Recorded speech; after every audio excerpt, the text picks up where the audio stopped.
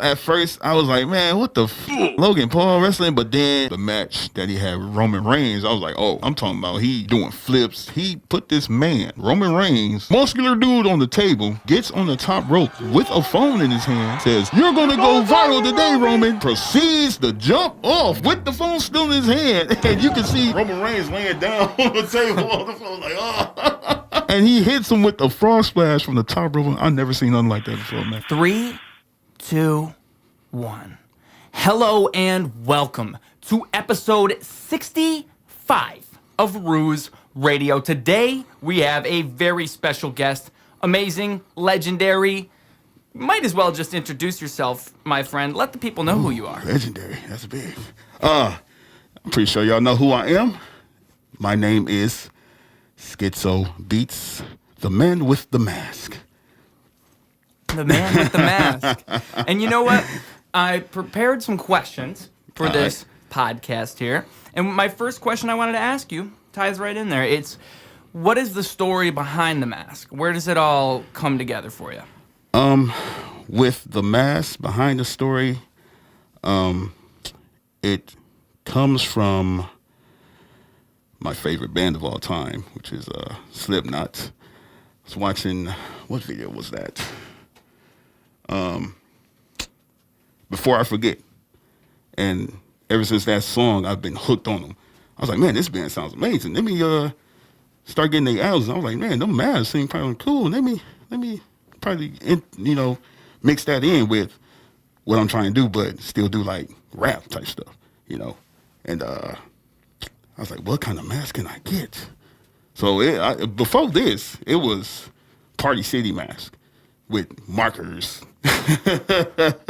Like I would draw and like I wish I took pictures of like the ones before the final piece, but they were trash. Juice, trash. Couldn't breathe in them. I was getting sweaty, and it was difficult to perform. Hey, you gotta start somewhere. You gotta start somewhere. I mean, I'll say, I always like to go back to this, like my humble beginnings, okay? It started with a motherfucking rock band microphone for this guy. That's what I was recording on, so yeah. I feel the pain. But you couldn't breathe in those things? I couldn't, for the life of me, I could not breathe in them. Oh. I could not. And it's like, well, I mean, it comes with learning how to perform as well and doing breathing techniques. So I would, teach myself how to do it. Now I can go all day with this thing on. So yeah. Well, but it wasn't the quality of the mask back then, because I thought you were saying that it tied in with that. Like that was, you had to get a new mask and move on from here. Yeah. So it comes with time. Like I have with the breathing. Yeah, for sure. Breathing. I got how many masks I got? I got this one. Oh, then I got Scully. That's the black mask with the gold teeth. And then I don't think that's the only one I got. Oh, and I got one getting created. Can't wait for y'all to see that one. Ooh, do you guys feel that with the tension in the air right there? You got one getting created. Yeah. So actually, can you at least tell us how is this getting created? Like, how's it coming together? Can you tell us anything about that? Actually, from TikTok, a guy, he seen, one of my videos with this on, and he was like, "Man, I like what you're doing. Like, I can, hook something up for you." So I gave him the measurements of my big old head, and he drew something up, and man, that's all I can say. It was the first one he sent you? There was no second draft, nothing like that? The first one was like something he drew up, and then we made some adjustments. Second one, I'm starting to see the material he's going to make it out of. So that's all I can say. I just wanted to be a surprise. Yeah, that's cool. Yep. Just know it's going to be more fluent, and the mouth part going to be moving type stuff. Yeah. Oh, really? Yeah, it's one of those. Interesting. And have you not had one of those before? No, I haven't. Okay. I have not. That'd be dope though.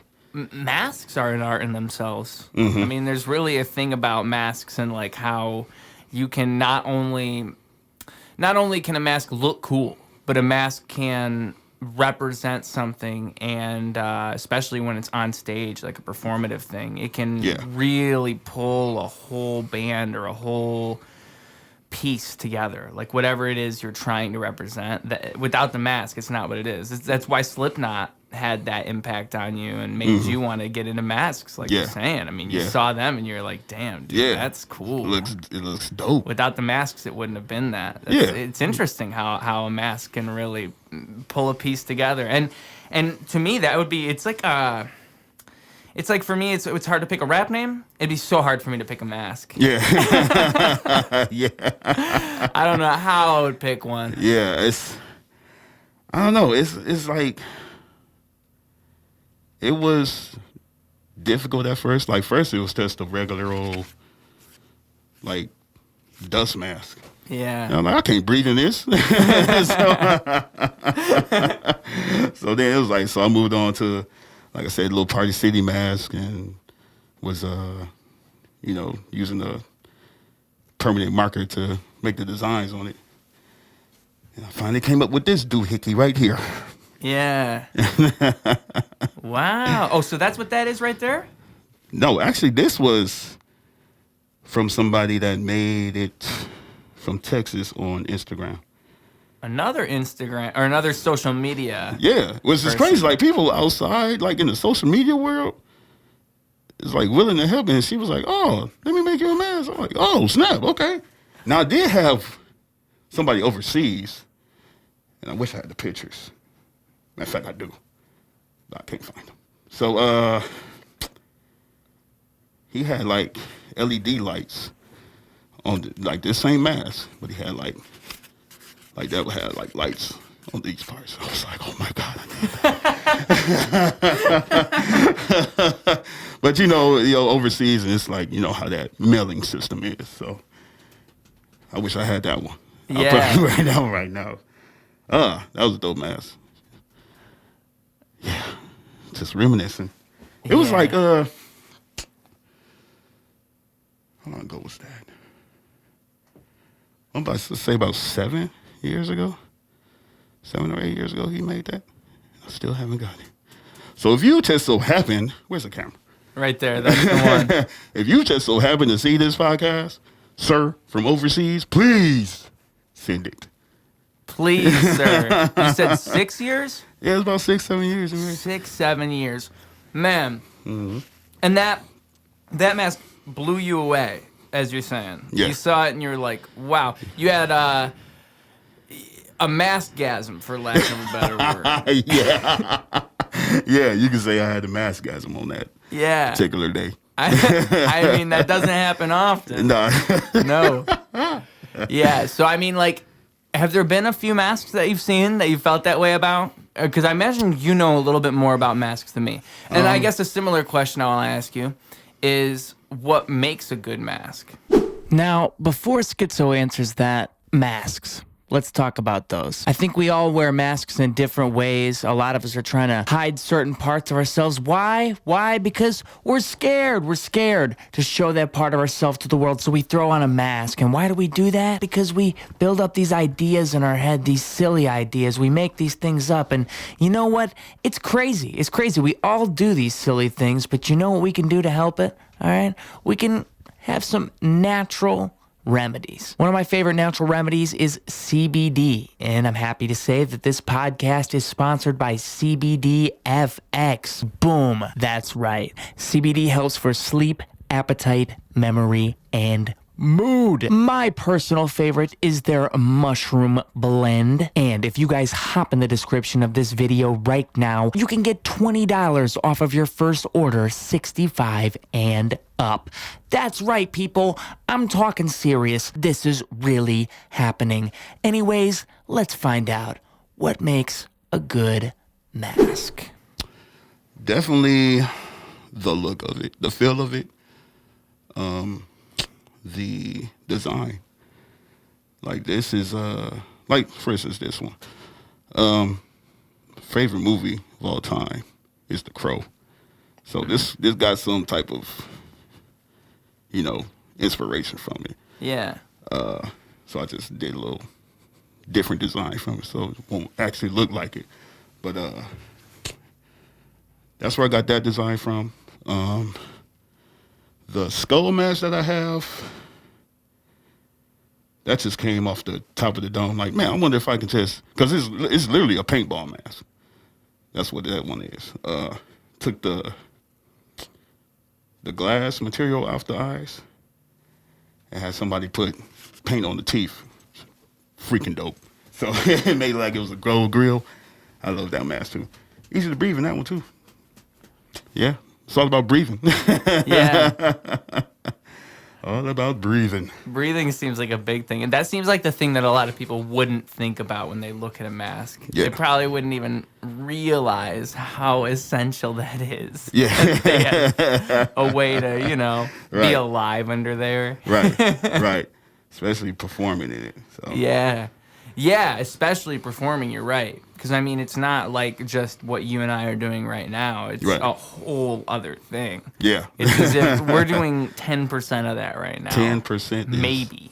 Maybe that. So, yeah, I mean, I can totally... I've never really performed in a mask. That's what I'm thinking about, too, is I've never really dealt with that, so I wouldn't even know. I mean, at first it was difficult. Very difficult. Yeah. Very difficult. It was to the point where I wasn't even wearing it. So I was like, no, I gotta see it through, my boy. I gotta see it through. But it all comes with learning how to breathe and all that stuff with the type of music I do, And I think I've accomplished that pretty well. Yeah. Yeah. I think I've gotten a lot better with breath control over time. Because, I mean, I think even with hip-hop, I think with any music you're doing, to be honest. And I had people tell me a long time ago, like, hey, you're being breathy with the way that you're singing there. When I wasn't even rapping, I was just singing. Like, I would be like, singing a thing. Like, I was singing a thing. Yeah. Like, I would always, like, let a thing off at the very end of it. And I don't know why. It was just, like, a very bad habit. I'd always be into it, and I would do that. Yeah. And it's just bad breath control. And, like, if you're better at it, you can just make everything sound so much crisper. And that's just, like, for me, that's just, like, a recording thing. Like, that's getting everything right in a recording. That's not even in a mask with that type of breath control. Because live breath control is different. Mm-hmm. Live breath control with constricted air is a whole other thing. Yeah. So there's levels to all this. Yeah. But I'm just speaking with live music. I've definitely felt a big difference over time with that. Okay. I mean, it's hard. It's hard to make sure you let out just enough of your voice and not too much. And I think that's one thing that's crazy about metal vocals and metal screaming too. Yeah. Because I've gotten into it a little bit. Matter of fact, some of my most viral videos on TikTok are me doing metal things. I've seen a few. Have you? Yeah, the System of the Down one. Okay. Love it. Thank you. I love it. I'll be looking. Well, I know you do quite well on TikTok yourself. Yeah, it's crazy how I went viral on there. Before then it was like, get a couple of views here or there. Nobody really commenting or posting and stuff. It was this one video I did that blew up. Forgot the name of the band, but they're from South Africa, and the song was like brutal. Yeah. And I put the caption. What I put on the caption? I can't remember what I put on the caption. Oh, I put on the video, listening to metal while being black. And then it was like, That was the one? yeah, that was one. And each time like the beat came in, it was like, why you listening to this? Put on some rap. You worship the devil. All that stuff. And then like the breakdown was like, that dude was like, surprise, mother effer, you know what I'm saying? And I went to headbanging, and that just blew up. Yeah. It just blew up. That's funny because I thought it was the one that you have pinned on there that was the That one blew up System too. of a Down one. Yeah, that one blew up too. Yeah. And for those that don't know what we're talking about, it's a cover of what song is it? By It was System of a Down? Is it Chop Suey. Chop Yeah, Chop Suey, Suey. yeah. It's a cover of Chop Suey, but it's like what, like a country, like It's- indie type of. It's very Total opposite. folksy. Yeah, very opposite of what System of a Down does. And your face says it all. That's what's so great about the video. Yeah, it's like, yeah, System of a what is what? What is this? I'm listening.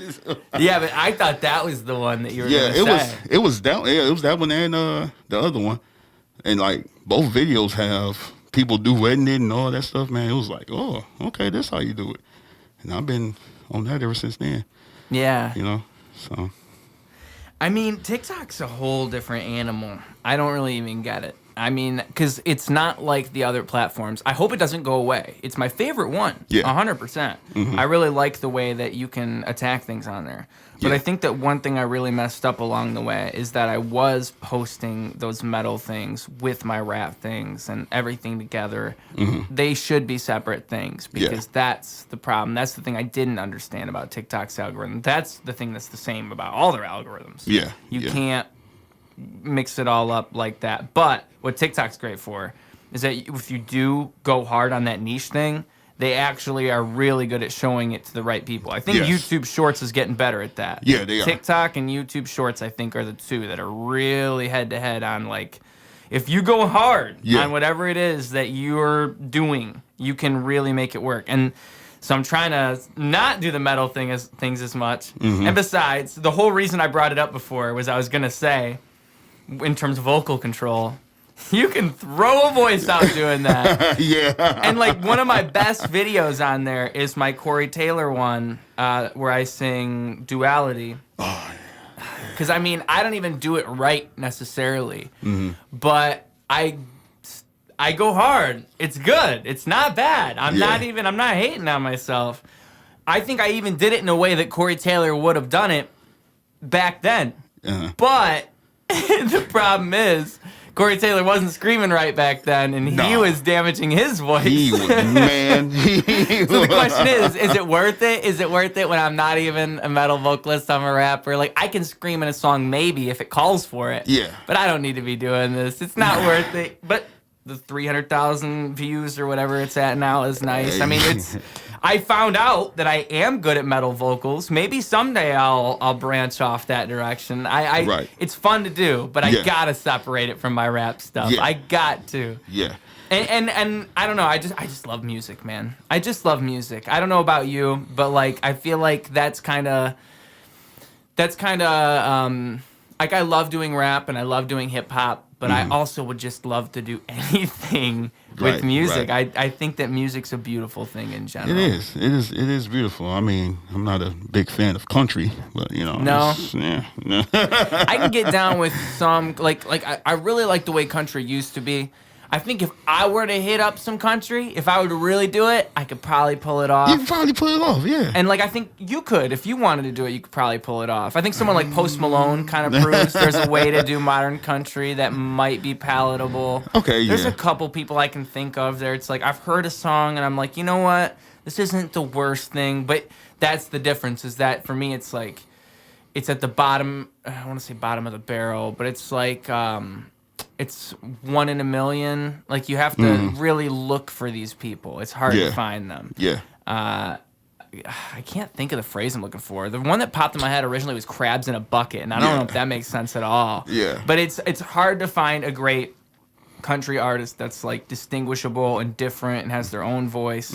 And that's one thing I really love about a lot of other genres. Like even rock music, there's a lot of rock bands that stick out for a reason. Or metal, there's a lot of metal bands stick out for a reason. Yeah. Country, it's like I could not tell you. Yeah, I cannot tell who's like. This sound like the other country singer that I think there's a couple female country singers. There's that one that's like, so I dug my keys into the side of his pretty little. What the fuck is that girl's name? I like that song. I like some of her songs. I think Yeah. she's good at. But it's like, you know, I mean, I think pop music is like that in a lot of ways too. But I enjoy some pop music. That's one. Like, I think that's why I say I like all genres, because like for the most part, I don't like country and pop, but I can find some good stuff in there. Yeah, yeah. But I agree. I would not listen to country on like most occasions. Yeah. Maybe like 0.05% of the time I'm listening to country. Right, yeah. It's never. Every time I listen to country, it's because someone else turned it on. Now I think about it. Or, just so happened to, somebody else cut it on. Oh, you know what song I listened to the other day? I will admit this on camera. I listened to, because I was making a podcast clip for something that Jackman Rapp said. Okay. Where he was talking about how he got stabbed and he had a near-death experience. Right. So I'm making this clip, and I'm the tagline on the top of the clip is how a near-death experience can change everything. And so I'm thinking, what's the best song for this? And I thought, I just typed in like songs about death, and then what's that song that came up? I'm trying to remember what the name of the song is, because I'm gonna have to sing it again. But it's like, I went skydiving, I went Mount Rocky Mountain climbing, I went, it's noon. Deeper. See, I don't want to be okay. This is bad podcast stuff right here. I shouldn't be trying to remember this song. This is why I need a researcher over there with my little worker monkey that's doing everything for me. Jamie, pull this up. What I'm trying to say is, okay, that the song made me cry. I was listening to the song and it made me cry. I was like, and country doesn't ever do that to me, man. I don't know what it was, but it was like, this song is sad. It's like, oh my God. It made me think about life, man. It just got me. It just got me at the right moment. It got me. Yeah. I can't even, you know how when songs make you cry and it's like you're not expecting it and you're like, oh, I don't know if that happens to you. It got me. Right in the feels. In my feels, yeah. It's like, oh, it just came from out of nowhere, just like a 1-2 punch. Yeah. Boom, boom. And I was just trying to, so I had to stop crying and finish editing the podcast clip and be done. But yeah. And I want to say Tim McGraw. I want to say Tim McGraw was the artist, but I might be wrong. But that's an old, like, old meaning 2006, like 2005, like not old. I like a lot of more classic country though. Like obviously, obviously Johnny Cash is good, right? Can we agree on that? Yeah, I can agree with Johnny Cash. Like Johnny Cash, I feel like is cool in a lot. I had in the podcast I did with J.O., we had a great conversation where I feel like at one point, I don't remember how we got to it, but I think we said Johnny Cash and Frank Sinatra are like basically rappers. I really like that idea there. Yeah. Because there's some truth in that. Yeah, it is. Yeah. Like, I think Johnny Cash and Frank Sinatra were rappers before rappers were rappers, and that's why there's so much respect for them in the rap community. I agree. I feel like there's an interesting thing you see there where it's like people really like if you bring up Johnny Cash or like Frank Sinatra to a rapper, most of the time you'll be like, yo, dope. Yeah. Every time, because I think the energy's the same. Yeah, I really think so. It's just an interesting thing. But okay, let's go back to our questions, because this is I don't think I said it on record yet, but I told him multiple times beforehand, this is not an interview. It's not an interview. Not an interview. But I do have interview questions, all right? Great. We can dive into this one. Okay. We talked about this a little bit beforehand, and I was trying to say that, so now we can go right for it. All right. All right. How much does professional wrestling inspire your creative work? 100%. 100%? Yeah. No, really? I would have to say 90. No, I would say 85, 90%. Wow. One show I dressed up as a wrestler in Bay City. I had the whole mask and everything. The Fiend, Bray Wyatt, I dressed up like them. See, the one reason I even asked that question is because to me, what your, for lack of a better word, gimmick is, 'cause that's what you call it in wrestling. What your gimmick is similar to what someone like The Fiend is. Like the way you approach music videos and music and your stage performance kind of reminds me of The Fiend. Well, with me, like the Undertaker's, Kane, and Mankind and Bray Wyatt, like I don't know, I feel like those wrestlers are, what I am. It's I don't know how to explain it. It's like I'm loving what they doing with this old dark fantasy gimmick stuff, and it's like it's hard to explain. No, I think there's something ethereal. Is that the word I'm looking for? Like there's something about it that speaks to something. I think that it's almost like when you're watching it, it's fun that you can even allow yourself to fall into that and to believe in that, and there's still some suspense and some drama there, even though like this whole concept is impossible. Yeah. There's something about it that's so alluring. Like it's dreamlike almost. Yeah. And I think that's one thing that's really cool about those guys. And I think the 90s with wrestling, they had that a lot more. Like The Undertaker's not what he used to be. No, he's not. I mean, he used to be the Undertaker. It wasn't like people thought of him as like, oh, he's that guy. It's like, no, he was the undead wrestler. Like I actually thought he was like a dead guy. And then you know what I'm saying, him and the Kane storyline was the best storyline ever. Like it's like, oh, you killed your parents, and then your little brother stayed alive, and now he wants to come back and take revenge. and Lord, behold, I'm your father. I'm like, what is going on? And it all worked so well. Yeah. I mean, I don't think I remember when I was learning about that ages ago. Because I didn't get to experience it live, sadly, but I believe.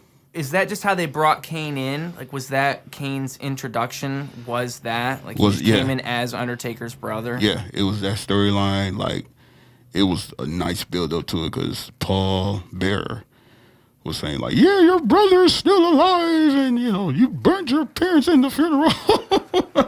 Terrible Paul Bearer impression. Yes! But, they worked on that without even seeing them, And then I think a pay-per-view, I forgot what it was. It was In Your House or something. And Undertaker was in a cage match. Hell in a Cell cage match. The very first one against Shawn Michaels. And that's when Kane debuted. Tall, black and red mask. It's just big for no reason. Yeah. Yeah. It was deep. That was the boiling point of the story, and then it just skyrocketed after that. Man. Yeah. Man, and I feel like there's a couple storylines I can think of back then that you couldn't do now. That's one of them. Yeah. Another one I can think of is the whole Eddie Guerrero, Rey Mysterio storyline with the child thing. You know what? His child is the most hated wrestler. Rey Mysterio is the most hated wrestler today. No. Rey Mysterio's child or Rey Mysterio? Rey Mysterio's child. Really? Yeah, he's wrestling now. So we were talking before the podcast, and I told Skytzo that I haven't been keeping up with wrestling lately. Yeah. So for the people who aren't up to date like me, this is news. Wow. Okay. Yeah, he's part of this group, and Dom, that's his name, like Dominik Mysterio. He's doing the whole "you're a bad father," storyline, and people like boo. Like every time this man gets on the mic, the whole crowd boos him. Like it's just you can't even hear what he's saying. Like what did he do wrong? What's going on? He joined a group called Judgment Day, and but before then they've been battling them for like months, and then. Let's see, at I forgot what pay-per-view, but him and his dad and Edge run the tag team. And Dom Mysterio kind of like turned his back on his father and Edge. And that's when that whole spiel started. And he was like, man, fuck Dom, you're boo, and all that shit. So it was deep because this man, like I said, he's the most hated wrestler today. I don't see how he did it. I don't see how he... More than anyone. More than anyone. At a point in time, that was Roman Reigns, I feel like, right? It was. He's come around quite a bit. Oh, yeah. He has. From my understanding, as someone who doesn't know what he's talking about. Right. He got two... He's almost at 1,000 days as champ. What? Yeah, he's been that's champ. How little I know. I didn't know it was like that. He's been champ for like 2.5, going on 3 years. Wow. Is he going to break the CM Punk record? See, okay. I think that's what they're trying to do, honestly. Let me ask you then. Does the WWE Championship hold the same value that it did when CM Punk held it, in your opinion? Value. Things go up, things go down. Value changes over time. The world changes. It goes around. Dollars to a dime. If you just invest in something early on and that value climbs, you just made the choice of a lifetime. It's a crazy world we live in. And you know what? Robinhood is out here making it easy for you to invest in whatever you want to before it pops off. That's right. It's a commission-free stock trading and investing app, if you didn't already know, folks. They want to make it easy for you to invest, all right? If you want to, they got you. You understand what I'm saying? All right? They got a cash card. You can earn as you spend. I'm talking make money as you shake money, fam. What? Right now, if you go ahead and hit the link in our description, you will get a free stock. That's right, free stock on the house just because you are homies with your boy. Who doesn't like a free stock? Let's be real, okay? Anyway, I want to hear more about the value of that WWE belt. Please, Skytzo, please tell me more. No. I feel like it watered down some, especially with what it is today. It doesn't really, it has its ups and downs. Especially they brought a new belt in because, they can't find nobody to beat Roman Reigns because he's going on 1,000 days being a champ. So they made a participation belt. Like, here, since you can't beat him, here's a belt for y'all. It's like, but I feel like when CM Punk had it, it has that value, from because he was facing The Rock, John Cena. I forgot somebody else. There was quite a few. He had some good feuds. Those were the very last feuds. The last, yeah. Yeah. Oh, and Brock Lesnar. Lesnar. Yeah, I forgot. Oh, and Undertaker. Yeah, he has some. Undertaker was after the title, though. He was after the title? Yeah, because that was the title was not part of Undertaker. Yep, yeah, sure was. But I'm trying to think of all, because you're right. There were a lot of good feuds that went on in there. I wanted to say Jericho, but I don't think Jericho was part of that either. I think that was separate. Yeah, I think that was. I was gonna say Jericho, but I know Cena was in there somewhere. Yeah, Cena was in there. Yeah, he had to be. That was what I loved about that run. Was for one, like we're saying, the WWE title still had that value. Like nowadays, when a wrestler says, "I'm gonna get the WWE title," again, I don't know what I'm talking about, but I imagine it's like, you cut a promo about holding the title, you cut a promo about wanting to get it. It doesn't hold the same weight as back in the day when it's like that's the title. Because now what's the other title called? I don't even know. This new one is called the World Heavyweight title. Oh, okay. And they're just not separating it by Raw and SmackDown like they used to. So, you got Roman Reigns who got the Universal and SmackDown belts, and he's on SmackDown. So Raw don't have their own, heavyweight champion. So that new belt goes to Raw. Okay. So they had a tournament and all that stuff. So I see. But, now that I think about it, it may... If they find somebody to beat Roman Reigns, then it'll probably have his value heightened back up, Yeah. Because this man, like I said, had the belt for damn near 3 years. Yeah. I didn't know that. I didn't know it was that long. Yeah, it's a long time. Now, some of them, and the battles, and like each battle was a good, like, match. See, what's the best? Let me see. Because he fought Rey Mysterio, Edge,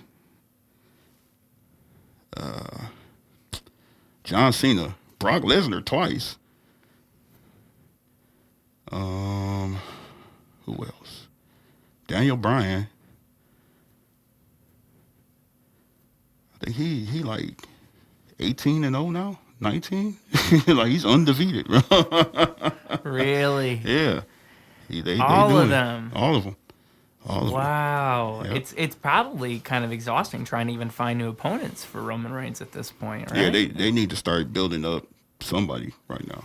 What killed me was that, I mean, going back to the CM Punk title reign, they had The Rock end it. Like, when you have that many people fight that person for that title and it's a legendary title reign, how are you going to end it? Yeah. And it was just a people's elbow. To me, like, nowadays, it wasn't even nowadays, it was quite a little bit ago. Right. But even then, with the way that wrestling has progressed, a people's elbow does not feel like the way that match should have ended. Yeah, like, it hurt me. I saw that happen, and I was, because I did not want CM Punk to lose. Yeah. I remember the heartbreak I felt. Because I was, folks, I watched wrestling from like, for a good amount of years, during the height of CM Punk. And I was deep into that. I loved CM Punk. Yeah. So when that happened, oh man, I was crumbled your whole world. Yes, because like to me, I was like, Rock's a part-timer. He's not even really part of this. Yeah. You can't take it from Punk. There's no way. There's no way. And he did. And the hope was after that they'll do a triple threat at WrestleMania. The Rock, John Cena, and CM Punk. And CM Punk will get his WrestleMania main event. Yeah. It'll all work out perfectly. It can still be okay. Yeah. And they didn't do that at all. That sounds like that would have been nice, man. They did it that way. That's what I wanted back then. I've seen it. I've seen other people say it. To me, it's the smartest way that it could have been done, is to just allow it to be a triple threat match. Yeah. And that would have been a dope feud, too. That would have been super cool. That would have been nice. Yeah, just bring John Cena into it, because why not? I mean, I think, wasn't that... I'm trying to remember if I know correctly. Was this the year after John Cena and The Rock had their match? Or was this the year before they had the second match? Because I couldn't remember. I can't remember if it's the second year in a row that... I don't want to know. say it was before? No. Dang, I don't know. I don't know. I can't remember. Either way, it would have worked out because they had 2 damn matches. They could have had the once-in-a-lifetime match the other time. However it would have worked out. Yeah. But, man, it breaks my heart because CM Punk, there's so many times they've wasted that type of talent. Is there any wasted talent you can think of in wrestling that breaks your heart? I'm sure there's got to be somebody that comes to mind. Oh, so many. I mean, nowadays we got AEW and things like this, so there are genuine other avenues that people can go to, I feel like, to get publicized and get seen. I mean, even people go all the way out to Japan now, commonly. Yeah. I mean, that's been a thing for at least the last 10 years, from my understanding. Mm-hmm. So I know, is it Kenny Omega? Am I getting his name right? Yeah, Kenny Omega, Yeah, he's big in Japan. Yeah. He's in AEW, but he was big in Japan before he went to, came over here to the States. Yeah, like, I think that's kind of where a lot of it came from, was Japan. Yeah. And it's just interesting how, I mean, at least there's another avenue for a lot of people now. Because I remember before, like, a lot of talent must have just been lost, especially with the way that Vince is so cutthroat. Yeah. I mean, I'm just trying to think if I even have any examples, too, because it's been a minute since I thought about it. And there's a lot. There really are a lot. I mean, I feel like... Let me think here. CM Punk is one, though. CM Punk's a big one for me because I remember thinking that... Oh, you know what? I can think of another one, but I'll say CM Punk first because I remember thinking that CM Punk is just like the way that he delivers promos and the way that he would approach a feud was, to me, next level compared to the way that, like, he would take whatever WWE was setting up and just make it make so much more sense with however he delivered it. And he had so much of a reality to the way that he would put things together that it made sense to have him be the guy that was going to do that for even longer than when they cut it off with The Rock. Like, you could have kept that going for a long time. People were really into CM Punk. Another person I can think of is Daniel Bryan. When Daniel Bryan was into that no thing, I feel like, I can't remember correctly, but I'm pretty sure they cut it off and then switched his gimmick to something else when he was doing the no thing. Or he left and came back and stopped doing it. But you could have really kept that one going. People loved that. Yeah. I remember one match, or you know what? Maybe I'm mixing things up. Maybe I just wanted them to push Daniel Bryan more. And they probably have over the years that I haven't watched it. But I remember it was some match on Raw, and Daniel Bryan just had, like, the craziest response. Like, people loved Daniel Bryan. I wish I could remember. Well, and where I feel like it was a cage match, and I just remember I was watching it like, wow, holy shit, this guy has so much potential. Yeah. And he does. I mean, he's from indie wrestling, and he had such a crazy following there when it was Bryan Danielson. Yeah. So, but again, I don't know if there's been more since then where he's kind of like, they've picked it up for him. I remember they had the whole thing where he's on a tag team with Kane. That was interesting. Yeah, that was interesting. Oh, when he was, Hell no. Yeah, hell no. I don't know if you watched it afterwards, but he became, like, the heavyweight, SmackDown champion, and he was doing this whole, what's that called? He was he's vegan, so the belt that he had was made out of like a dead tree, and he had like wood chips and stones in his belt. Like, the belt was dope, man. A vegan belt. Yeah, it was a vegan belt. Yeah, I forgot what he was like. The gimmick was just so tight because it was like that's funny. It was dope. The belt was dope, man. I had to show you, man. It was. That was a good run he had before he left. He's another guy that's like CM Punk, where he can really sell anything. He can really, Chris Jericho too. If I'm thinking of like promos and like people who can sell, Jericho is just crazy good when it comes to making a promo work. Yeah. I mean, Jericho and as a heel especially. I mean, Jericho as a face, I can't really mess with, but as a heel.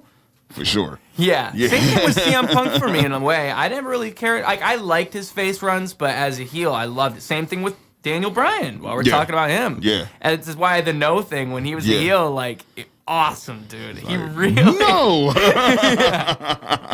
Like, it just works perfectly for I think, like, what an audience can play into. Yeah. Like, the audience can play into that just the right amount, and it's fun, and it's like, that's what wrestling really is. Yeah. We all know it's a gimmicky thing in the end, so it's fun to have people like that can really get an audience going. And I mean, it's like anything. It's like it's like with music, when you get a really good performer, it's good to go after them because they got the audience all comfortable.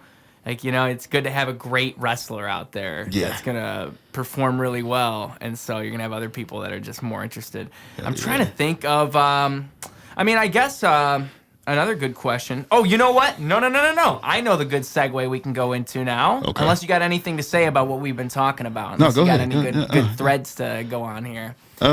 I know, though. I know what I should say. I should say that... did you have something? No. I saw you thinking for a second. So, I was telling you outside there that this is interesting because this is the origins of my name, Ruse. This is where it all starts. This is the part I left out when I was talking to you off camera.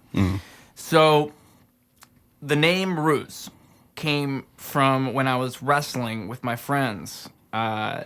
And we would usually, like, there's actually videos on YouTube that I think you can find. Like, if you type in Internet Wrestling Championship or something like that. I think we called it IWC. Okay. I think so. And my name was Maverick at first. So that was my name, was Maverick. I believe I want to say that. I have to go and do my research on YouTube to make sure.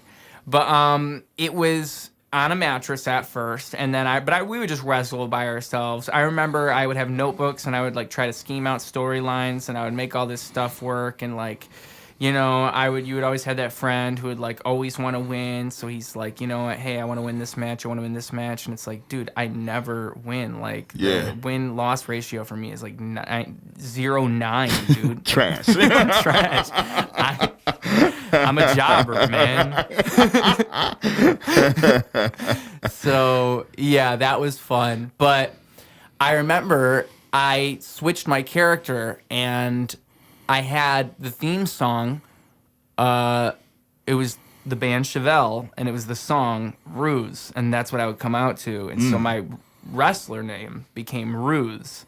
And then slowly but surely, that name trickled over into my music, and Ruse became the name that we all know and love today. That's a nice little backstory about that. Yeah, and it's a great context for me to tell it in, because most of the time I have no reason to bring that up.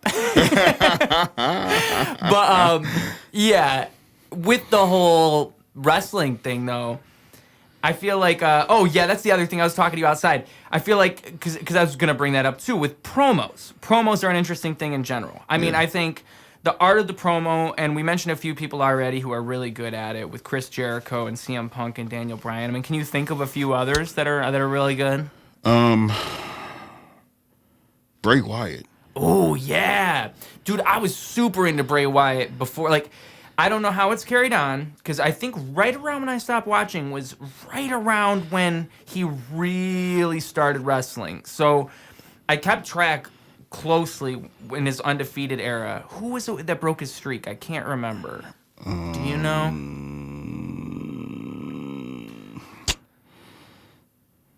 Either way, I really liked when he was I loved the mysterious nature of his character. I love this. The cult leader. And it's almost like what we were talking about with Undertaker and Kane and that whole dreamlike thing. Yeah. I feel like he was bringing back the essence of what that can be with a wrestler. It was so cool. Like, when I look forward to every single Raw when they would do those breaks, and it would be like the little Bray Wyatt thing, and you'd see a little bit more of a teaser of what this character might even be. Yeah. Because I was the guy who like would read the dirt sheet things. I would like go online and be like, what the fuck right, like what is this? Yeah, I was trying to figure it out. Yeah. And I'm trying. Did he attack John Cena when he debuted? Man, I wish I could remember.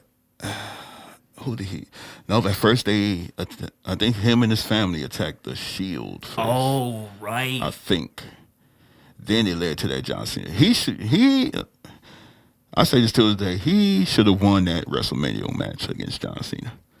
Who did? Who should have? Bray Wyatt. Oh, I think Bray that killed his momentum. Is that who broke the streak? Was John Cena?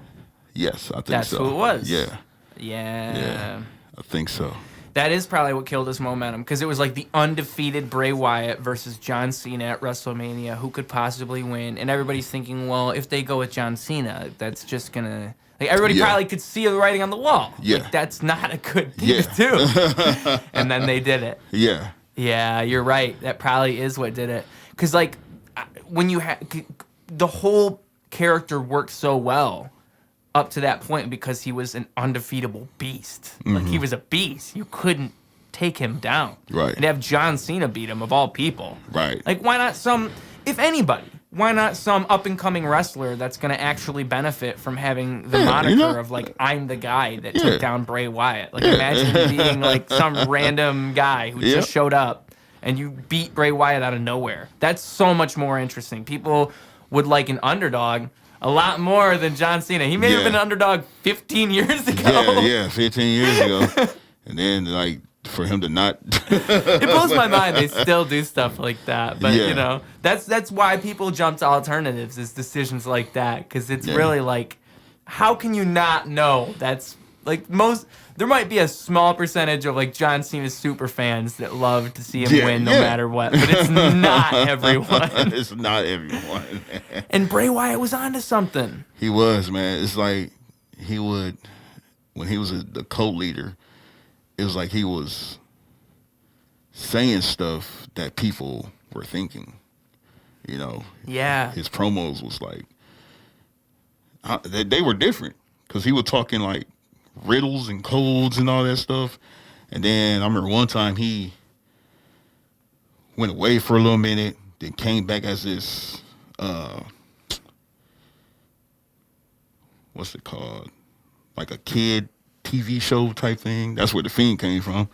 And like the promos leading to that was like interesting as hell because I'm like, why is he this? Why this character is confusing, but it's like I got to see more. Like, what is going on here? He's talking about, hey, buddy, and all that. Let me in. And then, like, you know, one episode it took a whole 360 turn. It just went dark, and I was like, oh, okay. Now I'm interested in this character. Like, what the fuck is going on with this, man? And it's yeah, he's a dope guy. I like him. Bray Wyatt is pretty dope, man. I wonder how much creative control that WWE allows him to have because he's always been pretty good with the way that he's done his gimmicks and all of that. So I wonder how much he's playing into that. Because who was he before he was Bray Wyatt? I can't even. He was a member of the Shield way back when, if I'm correct. Nope, he was with NXT. NXT? He was part of the rookies. Oh, but that's why I say that because I think it was all of them that came out. Nexus, not the Shield. Nexus, yes, Nexus. That's the precursor to the Shield, if you will. And CM Punk was the leader of that, and then it was Bray Wyatt. Who else was in it? Cody Rhodes was in there, I think. Was he really? No, he wasn't. I'm sorry. No. Okay. It was a little bit after, but it was Bray Wyatt. Because he was Husky Harris. Yes, that's what his name was. I was trying to remember. Then it was man, what a glow up over the years. I know. Right. I can't think of the other people's name. Me neither. Wade Barrett. Oh, Wade Barrett. Shout out Wade Barrett. Yeah. He had potential for real. Yeah, he did, man. He did. Who else was in there?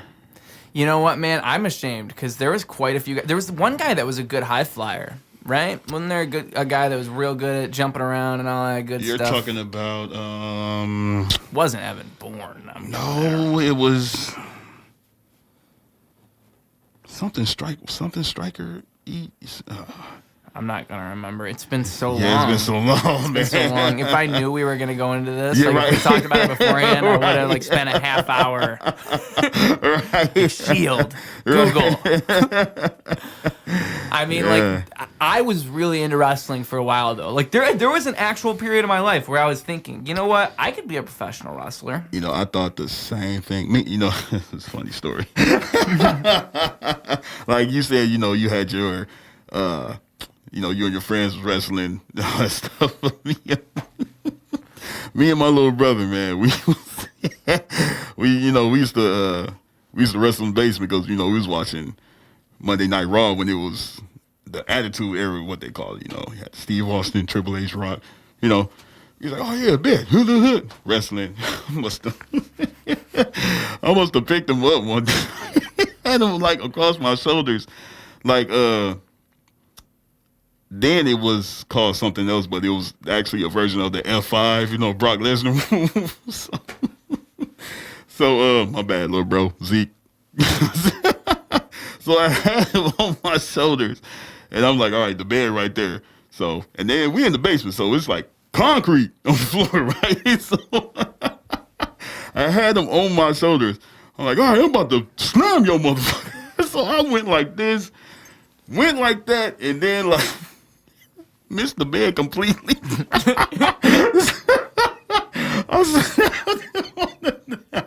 So you just laid it straight up on the concrete. Straight on the concrete. He was all right, you know what I'm saying? I was like, oh, snap, I killed him. But it was, that was funny. What other time? That was the most memorable time. I remember right now he 6'4", so he way taller than me. So I was like, can't do that now. Probably kick my ass. Yeah. Yeah. That was a funny moment right there, man. I'm glad to hear that. I mean, I'm sure that's probably universal for a lot of kids that are wrestling fans, like to be doing the moves on their siblings and their friends. Because I remember I would wrestle with anybody who would wrestle with me back then. They'd show up, it'd be like, can you imagine if you showed up now at like the age we are now, and I was like, hey man, if I put this mattress on the floor, you do some moves. All type of broken bone. But as a kid, it's totally acceptable. Yeah, I'm totally so glad that I did that because it was a good time. Yeah. And the other thing was, I mean, all the way back to the promo thing, like we were talking about off camera, we would do this exercise where it's like I would practice cutting promos. And I mean, like I said, we would have these things where we would sketch out these storylines, so the promos have to make sense. It's actually kind of more convenient than probably what the WWE has, because they don't know what the fuck's going on. It's whatever Vince says is going on that night. Right. It's been that way forever. Yeah. So it's like, at least for us back in our house here, you know, we can have our storyline planned out for this whole imaginary month. Exactly. So, you know, it's like I'm gonna go out there to my imaginary audience. I'm gonna say, you know, let's imagine.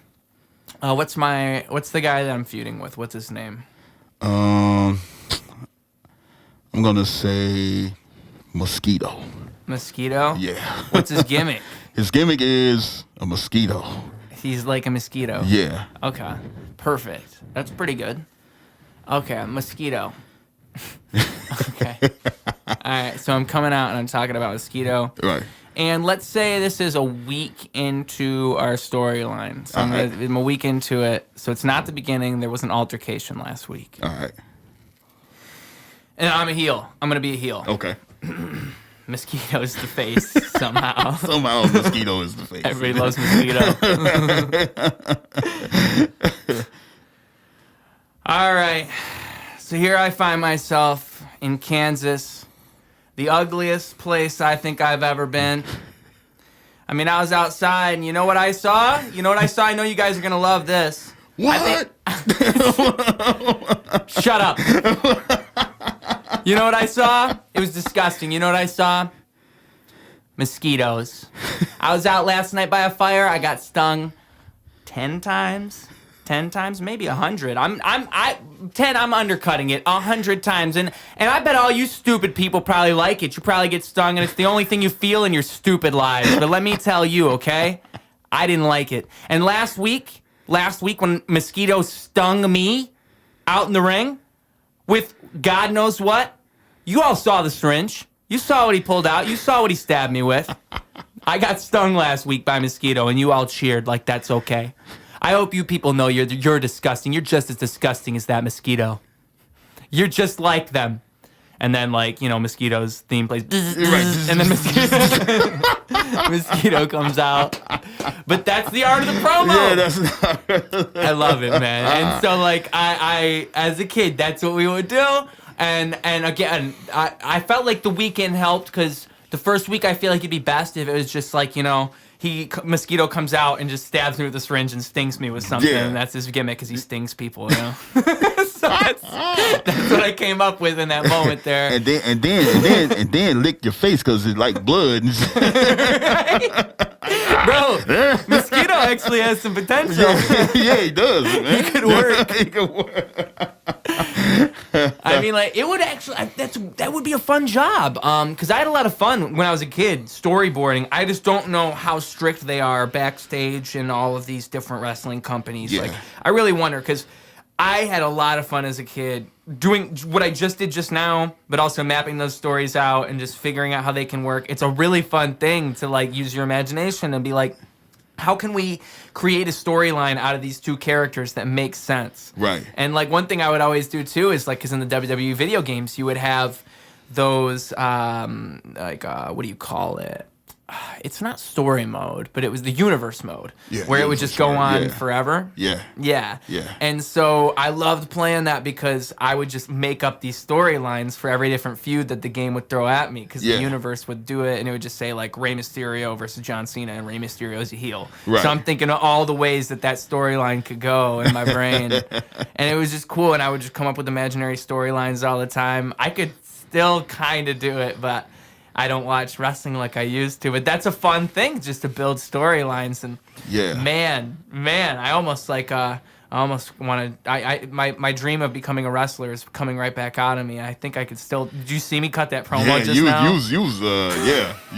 You was in there. It was like I knew exactly what I was doing. I was like, "Where's Mosquito? Is he going?"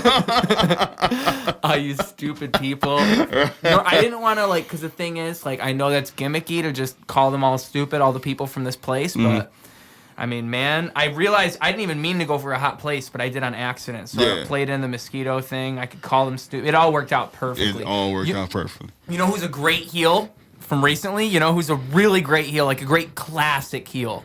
He's in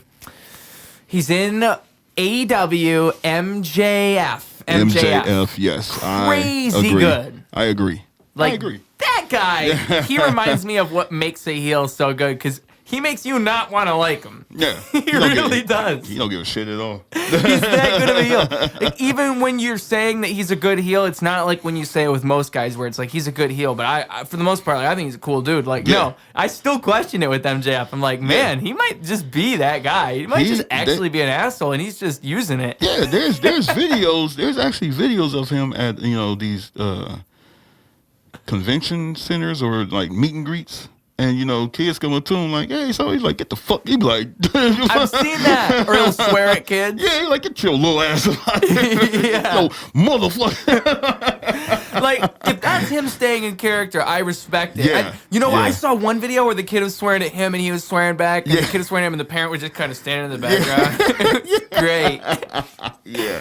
To me, that's the culmination of that character. It's that's one of the most beautiful moments that character could be in, because that kid's feeding into what he is. Yes. I don't even think that's a gimmick. I think that's how he really is. Honestly. Bro, imagine if you were that asshole and you found an avenue just to feed all that assholery into. Yeah. You mean I can get paid by being myself, being the asshole that I'm already am?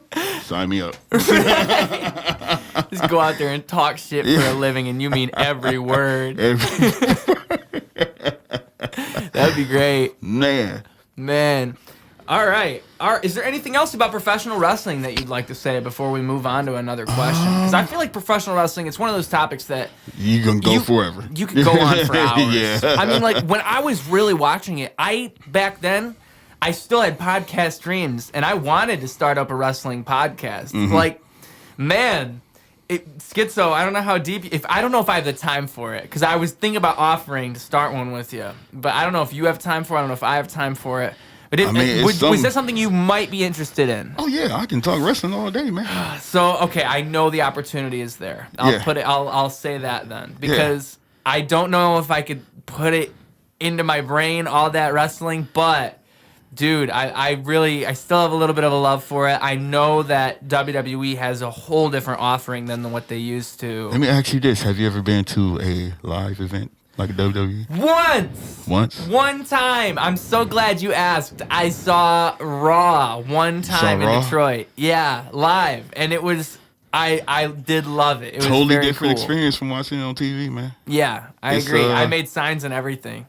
I didn't get the chance to do that, but I did dress up as Bray Wyatt this recent. You were on TV? Yeah, I was on TV. Yeah, I was on TV. Yes. Me and my sister was. Facebook post.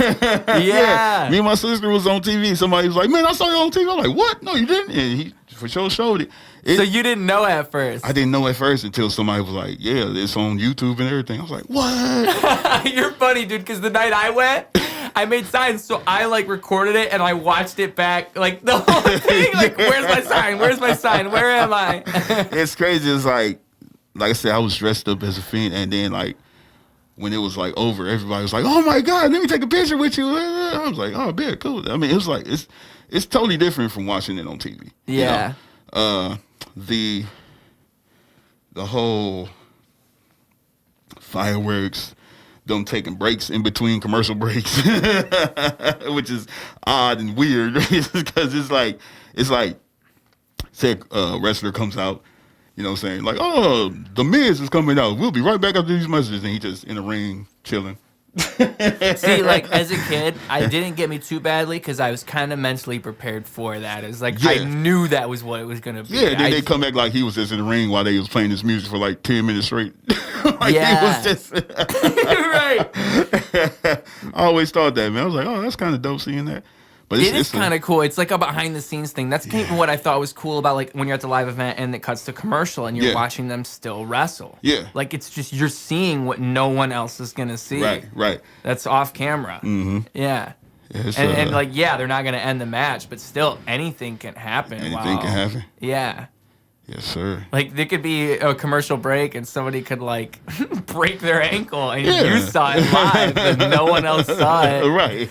It just comes back on and they end the match in, like, 5 seconds. Right. This is what happened during commercial break. Yeah. You know what? That has happened now that I think about it. There's been many times where they'll cut to, like, what happened during commercial. And it was just some random thing. Yeah. And I forgot that they'll do that sometimes. Yeah. Or sometimes, like, they'll go to commercial break and then the wrestlers be like, want to be outside, just catching a breather or whatnot. You know what, though? Now that I think about it, back in the day, I swear to God, they had... it was like on your cell phone, you could watch the match during the commercial break on your phone.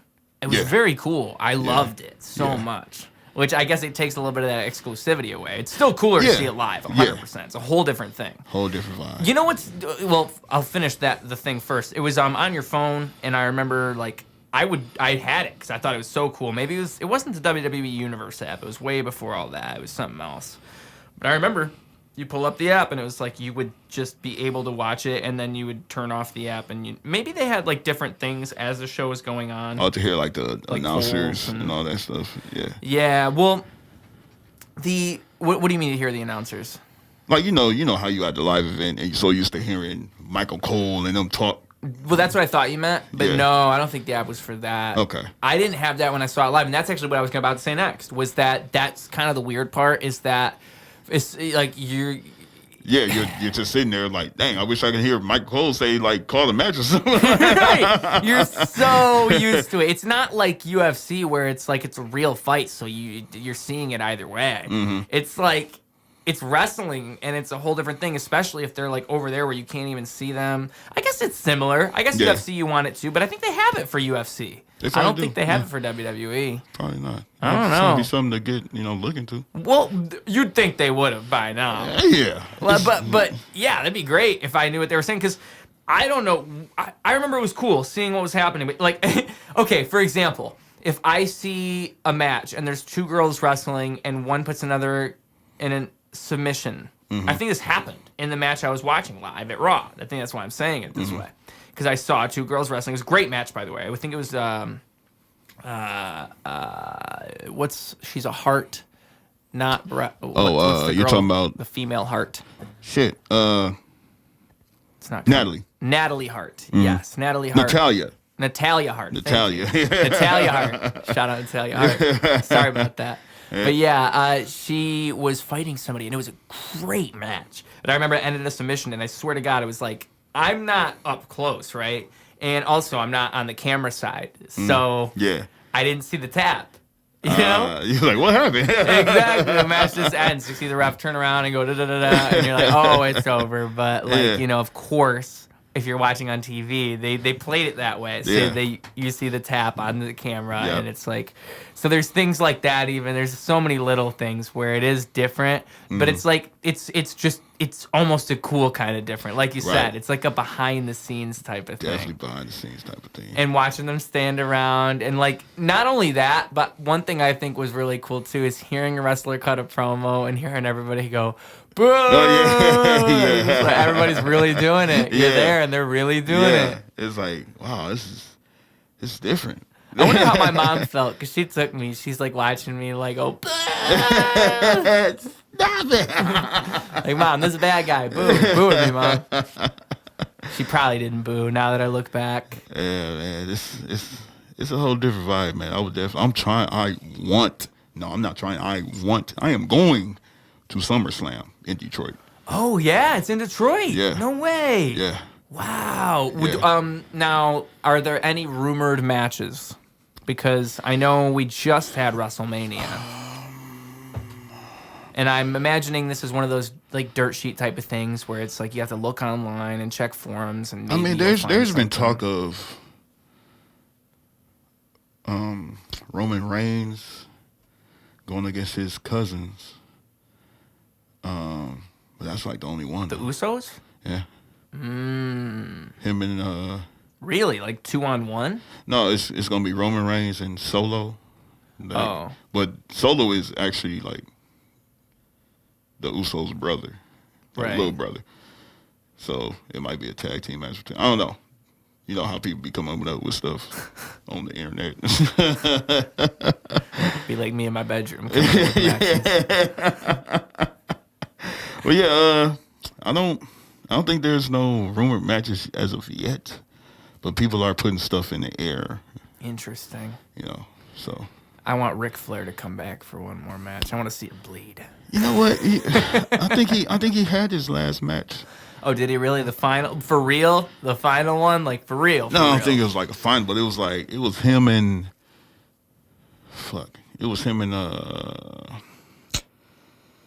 his son-in-law. They was in a tag team match. Yes, I was listening to him on Joe Rogan. Yeah, and he brought it up. Yeah, he did bring that up. He said that he had a match with his cousin, and he said who he fought, but I can't remember who it was. Can't remember the name of the guy. Yeah, but Jay they were Lethal. Jeff something maybe a J name. Jay Lethal. Jay Lethal. Yeah, that's who he fought. Jay Lethal, and was it a tag team match? It was a tag team. So it was a tag team match. Yeah. Okay. Jay Lethal was the guy. I know you saw this video where Jeff Jarrett. Nope. It was Jay Lethal and somebody else. Okay. Yeah, Jay Lethal was the guy that was impersonating Ric Flair. I know you saw that video. Yeah. Many times where it's like, whoa, you don't tell me, whoa, and they was having like a wolf. I know you saw that video many times on the internet somewhere, man. Everybody's seen that video. It's funny because he sounds just like this black dude sounds exactly like Ric Flair. Like it's from the T, like acting just like him and everything. And you could tell Ric Flair was like getting like kind of mad in the ring because he was like, eye was twitching. He was like, and then you know how Ric Flair just be elbow dropping. Just anything, like he just elbow dropped the match for some odd reason. He get mad. That's it. Shout out to Ric Flair, man. Shout out Ric Flair. Ric Flair is something else. That guy. Yeah, he's a character. I mean, there's a reason that Ric Flair is Ric Flair 100%. Yeah. 100%. Yeah. I mean, I feel like there's certain characters in wrestling history that live on beyond wrestling. Ric Flair is one of them. I think The Rock is one of them. Like, The Rock is infinitely recognizable. I think John Cena's kind of become that. That's kind of why he's viewed as, like, another Rock. I feel like that's why Vince probably, somewhere in his heart, we all know, he's looking for another John Cena, and he just can't find it. I know at one point he thought it was Roman Reigns, but it's probably not Roman Reigns, and so we're at a standstill right now. They're trying to make it him, and then Seth Rollins, I don't know if the dude part of the Shield, he was they got him on the new Captain America movie. So really, I did not know that. Yeah. I wonder if any other wrestlers are getting into acting. I mean, Batista is another big one that everybody knows with Guardians of the Galaxy specifically. Yeah. It's like that would probably be the next step for most wrestlers is acting because they already are. Exactly. That's kind of why, and it's a shame that WWE Studios messed up and didn't carry that on, drop the ball. Like, that could have been a great thing, but they didn't do that, and wrestlers kind of are left to figure that out on their own. Like, WWE Studios could have really worked. Yes. Which one was your favorite movie? I didn't really watch a lot of them. I know there was I'm trying to think of the ones that I did even see. Can you list them? Do you know them very well? I will tell you the best one. Okay, tell me your favorite. The one is with Kane, See No Evil. Oh, I didn't see that. That's the best one out of the whole bunch. Really? Yeah. What's it about? Is it horror? Yeah, it's horror. Which I wish they still had the WWE Studios so Bray Wyatt can do his own little horror psychological thriller movie. But See No Evil, you gotta watch it. I will. I almost want just you describe the story to me. Just no spoilers. No spoilers. Let's see. Teenagers go into this house. It's kind of. What's the word I'm looking for? It's like the same as Leatherface, but not. Okay. it's kind of that aura, but different once you see it. So it's similar. That's the word I'm looking for. Similar to that story, but different. And that's like the best movie out of that production. Like the Marines. Nah, don't watch the Marines. What was the 12 rounds? 12. That was a good one. Was that John Cena? I think it was John Cena. Yeah. Yeah, it was. Yeah. Marines? I didn't even know about that one. Marines was with The Miz and somebody else. But oh, that was after all the John Yeah. Cena ones. Yeah. It was, I forgot about that. Yeah, I didn't and there was watch you didn't watch it? No. No, it didn't look too great. I mean, there was the one with the school bus. I remember I kept seeing ads for it when I was watching Raw at the time. It's a school bus, and I think it was John Cena. It might have been. I know there was a 12 rounds too with Randy Orton or something like that. Yeah, it was 12 rounds too. It was Triple H on the H. school bus one. Yeah, I don't know yeah. what he was doing on a school bus. I don't know either. That was the movie. Like, was he a cop or like a teacher or something? Triple H is a school bus driver. Sounds like a great film. I think he was a school bus driver. I gotta watch that one. I mean, like, that's the thing. WWE Studios is that it's a bunch of people in like a room going, "Oh, Triple H is a school bus driver. Let's make that a movie." Yeah, it's literally that. If you let them just roll with their ideas, that's the stuff they would make.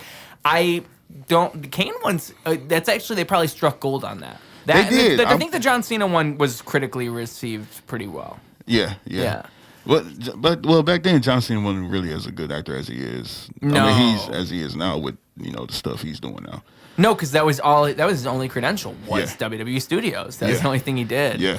And it was like that's why I say it's a shame because it was providing those guys an avenue into that. Mm. There was some advert that I remember seeing a lot where it was a bunch of different wrestlers and they were dressed up as Marines and they were cutting promos. And it was like an outtake thing or something. You might know what I'm talking about. But it was like, it had The Big Show. Oh, you're talking about when... I think it was for one of their movies. I just can't remember. No, it was for the promo for WrestleMania. Oh, you're right. They were dressed up as soldiers. Yeah. Yeah, that's what I'm remembering. Yeah. Yeah, because it was John Cena and JBL. They did the... I forgot the name of that movie. Where like, you can't handle the truth. Then he was saying something. And then they cut Big Show off because he was trying to get his lines right. Yeah. It's a great little clip. It really is. Yeah. Like, I feel like WWE, when they do it right, they can do humor pretty well. Yeah. They can really pull it off. There's some funny WWE moments for sure. Right. They probably still are. There's probably some great moments that I've been missing along the way. Because I can think of some classic moments. From like when Mark Henry and fucking... What was the chick he was messing with, man? The old lady? She gave birth to a hand, bro. Who even comes up with that, man? Okay, who was like, hey, man, you're going to give birth to a hand. And someone said that to Vince, and Vince checked off on it, too. Yeah, let's do that. Yeah, a hand. Hand sounds good. Hand sounds great, actually. I like hands. Hands are good. Good hands. People like hands. Everybody has hands. It's such good shit. It's good shit. Let's do it. Let's do it tonight. Right.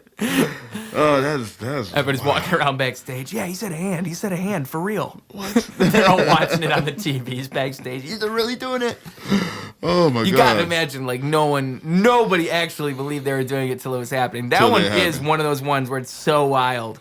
Another one where it's like a classic WWE moment that's like you just have to see it to believe it is Stone Cold spraying milk on people. Or was it Kurt Angle spraying milk based on Stone Cold spraying beer? Because it's just, for one, you need the context of Stone Cold spraying beer to fully understand the situation. Right.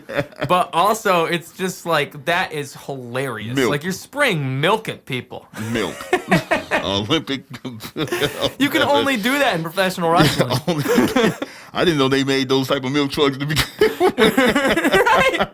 How'd they get that thing? How'd they get that much milk? Where did it even come from? That's a great question. Like, what is they doing?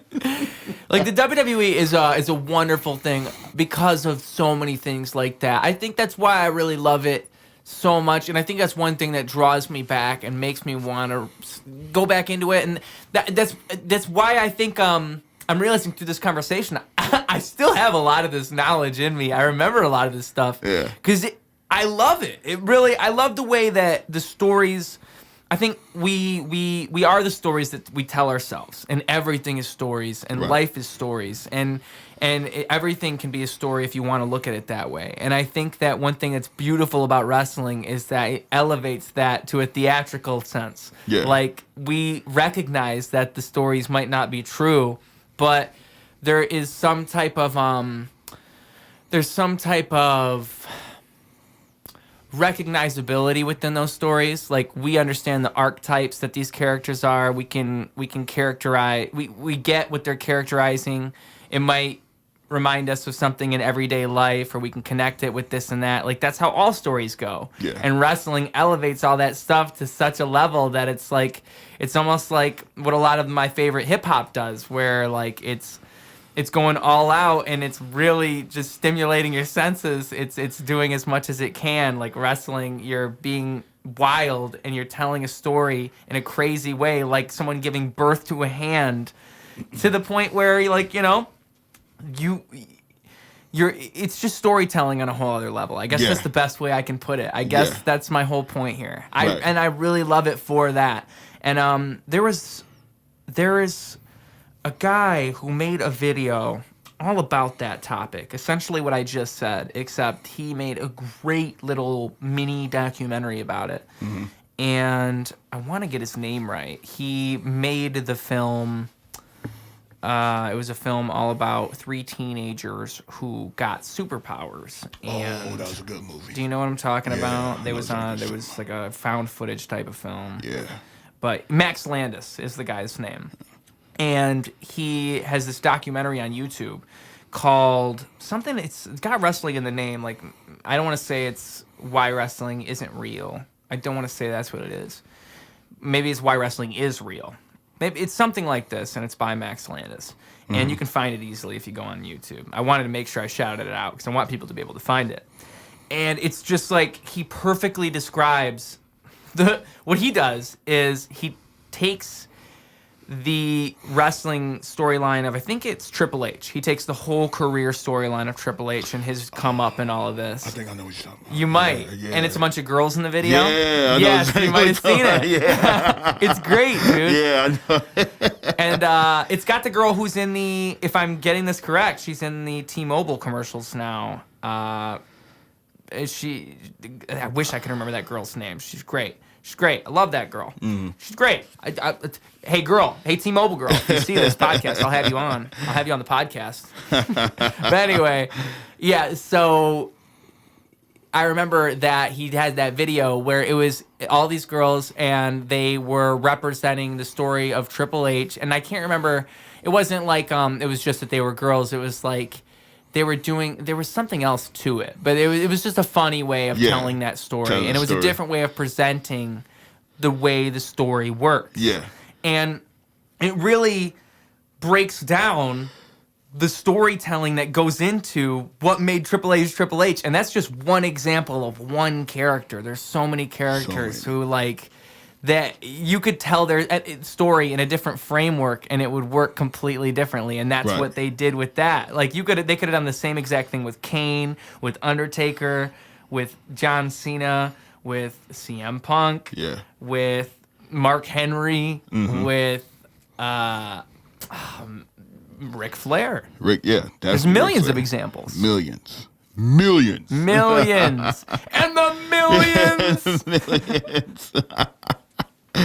Oh, man. I will say, too, because I was telling you about how I didn't like that The Rock broke CM Punk's streak. Okay. With that being said, when The Rock returned, that was crazy. Like, I still remember where I was. I was at my grandma's house, and I was watching Raw, like I did every Monday. And they extended that Raw to like 11:15, 11:20. Oh, it was 3 hours? Yeah. Well, I think we used to end at 11 at that time, if I'm correct. Was it?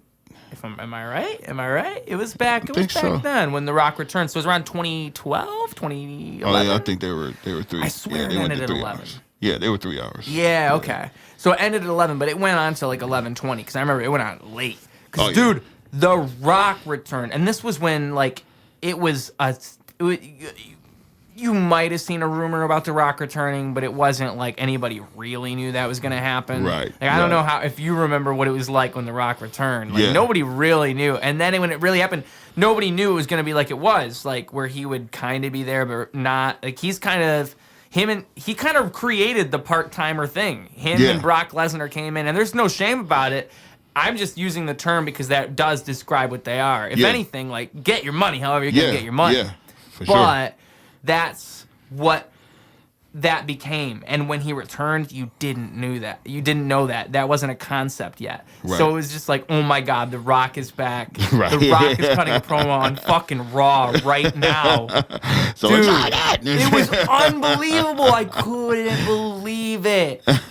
Because I'd never seen The Rock live. Not once. Not on Raw. I've seen him on movies. Yeah. That's what I'd seen him on. That was what I got to get.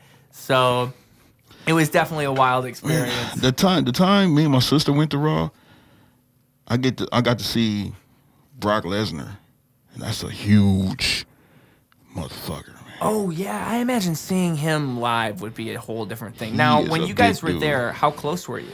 We were pretty close. We were like, all right, you had the ring, then you had the floor seats, then you had like that first floor level.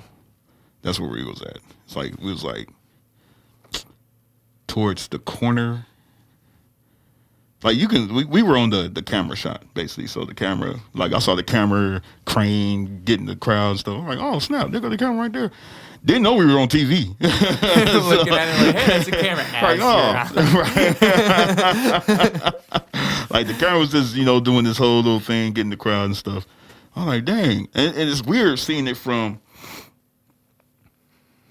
that side, seeing the other side from this side because they don't really show the camera side on TV because they got the big clock on the other side, and they got the sound guys, the camera crew, and all that other stuff. And I was like, oh, it's kind of different. But then they still got the people sitting like on the floor seats and stuff. So it's like it's different going to a live show. So. Yeah, for sure. I gotta imagine a house show would even be different than that for that reason, because you don't have all these things where it's like, hey, we're live now, we're not. Like there's now the house show less strings attached. Yeah, house show I've been to. Oh, you have been? Yeah, when they in Saginaw actually. Really? Yep, it was December that I went. I think it's cute they do title matches at house shows. Yeah. Like, they were was going to win. Like, they were in the crowd. Like, it was Seth Rollins and this dude named Austin Theory. They're in the crowd. Seth Rollins grabbed a bag of popcorn, hit Austin Theory with it. Popcorn flew everywhere. Now, I had some good seats on that. I was, like, by the entrance, so I got some good. Well, you can get them for a great price at a house show. Yeah. They were, like, I think it was, like, $75 is what I paid for. No way. For good seats? For good seats. Where'd you say you were again? I was by the entrance. Like where the wrestlers come out. But like you could still see while they were wrestling pretty good, right? You weren't like on the ramp type deal. No, I was like right where they came out at, and then the ring was like right there. So the ring is like elevated. So I saw everything. I was like, oh snap. And then when they get on the turnbuckle, they do this. I'm like, oh shit. In your opinion, did they hold back because it wasn't televised, or you think they still went all out just like any other show? I think they went all out because it's different. There's really no promos during that. I mean, there's some, but it's like just matches. Yeah. They're really there to just. But I mean, like in terms of physicality, you don't think they held back at all, right? No, I don't think so. Like, I just wonder if house shows are different in that way too, where it's like less. There's less riding on it, so they don't have to work as hard. I've seen when I went. They're working all the time. Yeah, when I went there in December, there were a couple chair shots, a couple tables being broke. At a house show. Yeah, at a house show. Like, dang, why can't they put this on TV? Man, for real, because like imagine being the wrestler and like going on TV the next day, knowing you just took a chair the night before, right? And sword. All these people have no idea. Right. Like, what happened to you? Oh, just took a chair shot. Only 30 people in Alabama know. Right? Nobody had phones. I mean, dude, that's one thing that would stop me from becoming a professional wrestler. So I'm glad that we continued this conversation. Yeah. That's what'll stop me, is knowing that, like, for one, they really sacrifice their bodies. They do. But not only that, I mean, any fighter sacrifices their bodies, but these guys are working year-round, almost every day. Every day. No breaks. Yeah, going out of the States, performing. They perform every day. It's like, do they have a day they just rest? Like, do they take? I mean, I'm pretty sure they put in vacation time, like every employee. Like, I think I'm gonna take time off of this and that. Just make sure. But it's got to be short. Like Ric Flair on the recent Joe Rogan episode he did. Yeah. What he said was that after WrestleMania, it was a week off, and then they were back on. Oh yeah. If I'm correct. Yeah. So that, which to me sounds about right. Yeah. Sounds about right. Like, because it's like WrestleMania happens, and then you get to be gone for a week. Yeah. And that's your vacation. Like, you're with your family, and then it's right back to it. Right back to 51 weeks. Right. Because that's really what it is. Like what you just described, that's probably true. Yeah. But it's like what you said, but only we're talking a day. Like Vince probably says, "All right, you can fly out and see your wife for one day. Be back here in Florida tomorrow. Yep. We're all good. Leave right now. Get out of my sight. I'm busy." Yeah. I mean, it's probably just a negotiation type deal. You're like, Vince, I'm pretty please. Sure. Yeah. I haven't seen my family in months. Yeah, please, for the love of Jesus. And that probably bleeds into all the other promotions, because WWE is the one that set that business model in place. I don't know how it is in Japan, New Japan. I know the AEW is probably got to be a similar schedule, right? Yeah, year round house shows. But I don't think they do. I don't think they have house shows yet. Oh, really? But I think they are leaning towards it. They're definitely big enough, I feel like. They are. They have a nice, decent roster for them to, disperse some people here, there. That way everybody wanted to be on, like, all the shows, you know what I'm saying? But, well, I would assume they weren't doing it just because maybe they were worried it wouldn't be worth the cost. Right. That would be my assumption. Yeah. Like, not even the roster thing, because... you could match people up in millions of ways. In the end, you could have a face-to-face. Yeah. Doesn't matter. Right. Nobody really cares. Right. That might be fun for a house show. I will never forget one thing, because this is the other thing that's special about house shows. I will never forget, because it was when John Cena had quit, and it was part of a storyline, and I think it had to do with CM Punk and that whole thing. Where John Cena lost to CM Punk and he quit. I think that was what it was. And I didn't know what to think. And then I remember reading online that he was at a house show wearing a mask as Juan Cena. There is a picture of him wearing that mask. He had a purple T-shirt on, and the mask was like purple and yellow or something like that. I think that show was in Mexico too. Yeah. And Triple H did something like that before as Hache Hache Hache. He did? I did not know that. Wow. Gotta look that up. It's so funny, man. I don't know if there's anybody else that's done it, but like that's some house show stuff right there. Is. You could not do it. Juan Cena. It only works because it's a house show and because you can break the storyline rules. Yeah, those definitely can. Like, it would not make sense if on a random episode of SmackDown while John Cena's gone, Juan Cena shows up. But at a house show, it's like, woo! Yeah, like, oh my God. Juan Cena! Dude, I would be into it. I know I would. Yeah. I'd be down 100%. I got to see that Triple H one you talking about, man. That's funny. I didn't think he did something like that. Can you imagine? Triple H in a mask. That's funny. So, yeah. Professional wrestling covered. You guys might see us talking about this sometime in the future. Yeah. I'll leave it at that for the teaser. Because I don't know. Wrestling's a beautiful thing. Yeah. I love it. I know you love it. Yes. That's why I brought it up. I can tell we're both invested. It's just that you're still in there. Yeah. You're still deep in. I mean, man, I will say, too, that to wrap that topic up, too, I feel like I would agree that wrestling does, my interest in wrestling and the way that it even incorporates into my rap name, I feel like it works into the way that I approach storytelling and the way that I approach conversation, the way we're talking right now, and the way that I would build up a topic and make things, like, it all comes from that muscle, that improvisational muscle that I got from having fun with wrestling as a kid.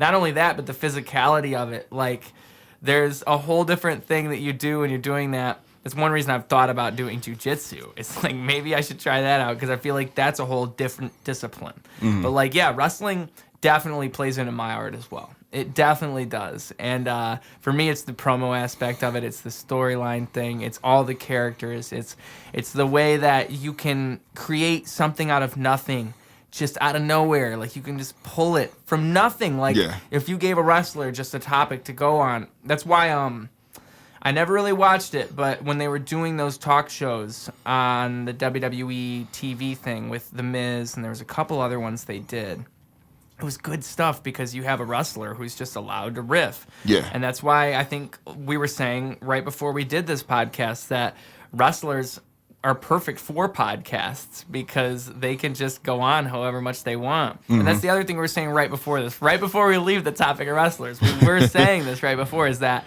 wrestlers just recently now are going on podcasts and they're having these crazy stories that they're telling. Craziest stories. And it's stuff that we've never heard before from like the 90s and the mid-thousands. Yeah. Like, I don't know how you feel about the whole Logan Paul being a wrestler situation. That's a whole funny thing. I mean, okay, we can go in on that.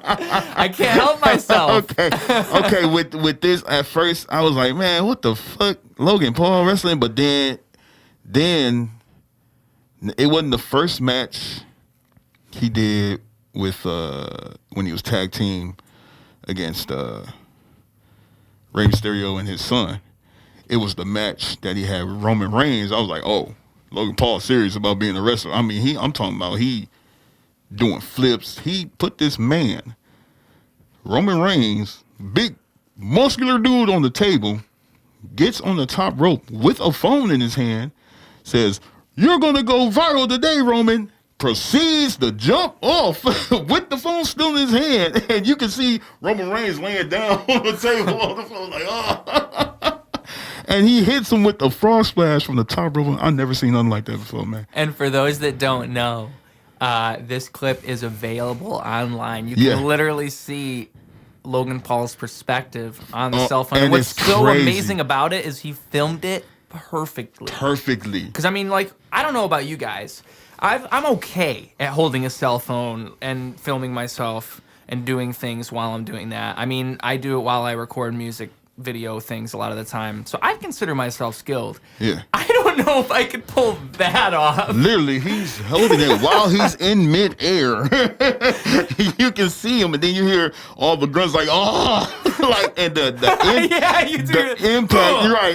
The impact of the table and all that stuff is crazy. And man. Like you said too, there's like as he's jumping, because he has like a good shot at him. He's like, you know, he says the thing and then he's about to jump. And then it's like he perfectly pans over to where you can see Roman Reigns on the table right before he lands on him. You can see him like brace for impact. It's like, he was high up in the air. Like, he was high up in the air.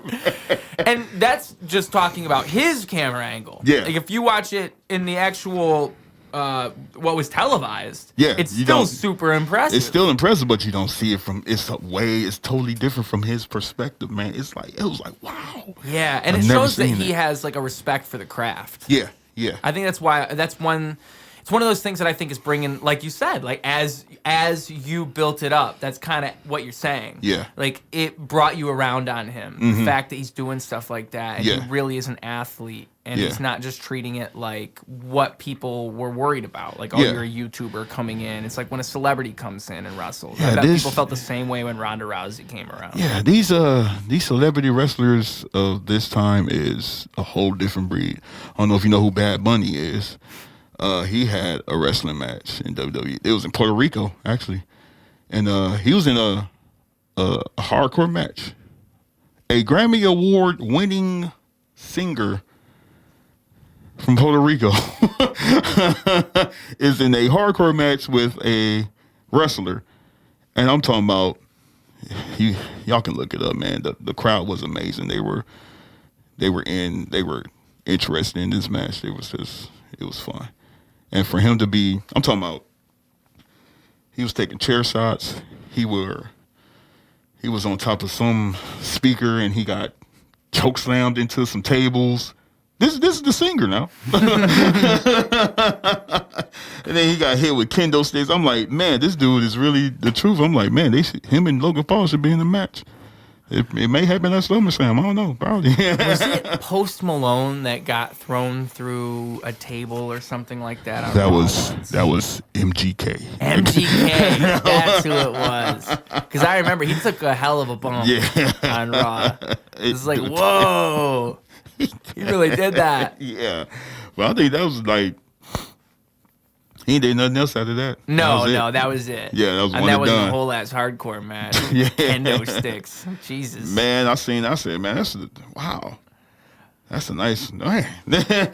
Yeah, I mean, it's one of those things where celebrities have always been incorporated in wrestling. Yeah. It's just there's a negative stigma around it because I feel like people are always worried about the way that booking goes. I think it's a booking issue mostly because everybody's worried like, oh, they know these people are going to get a lot of attention. It's going to take away from the people who are actually passionate about it. And that's what it always becomes. So it's like these celebrities have to prove themselves. It's cool that Logan Paul's coming around and really proving himself to a lot of people. He's proving himself, man. Like, but Jake Paul did the same exact thing with his fighting career so far. Yeah. So, I mean, it's interesting to see Logan Paul do it with WWE in a whole different way. Yeah. Or with professional wrestling in a whole different way. Yep. Yeah. Like with sports entertainment. Sports entertainment, Is that what it's supposed to say? Right. Sports entertainment, not wrestling.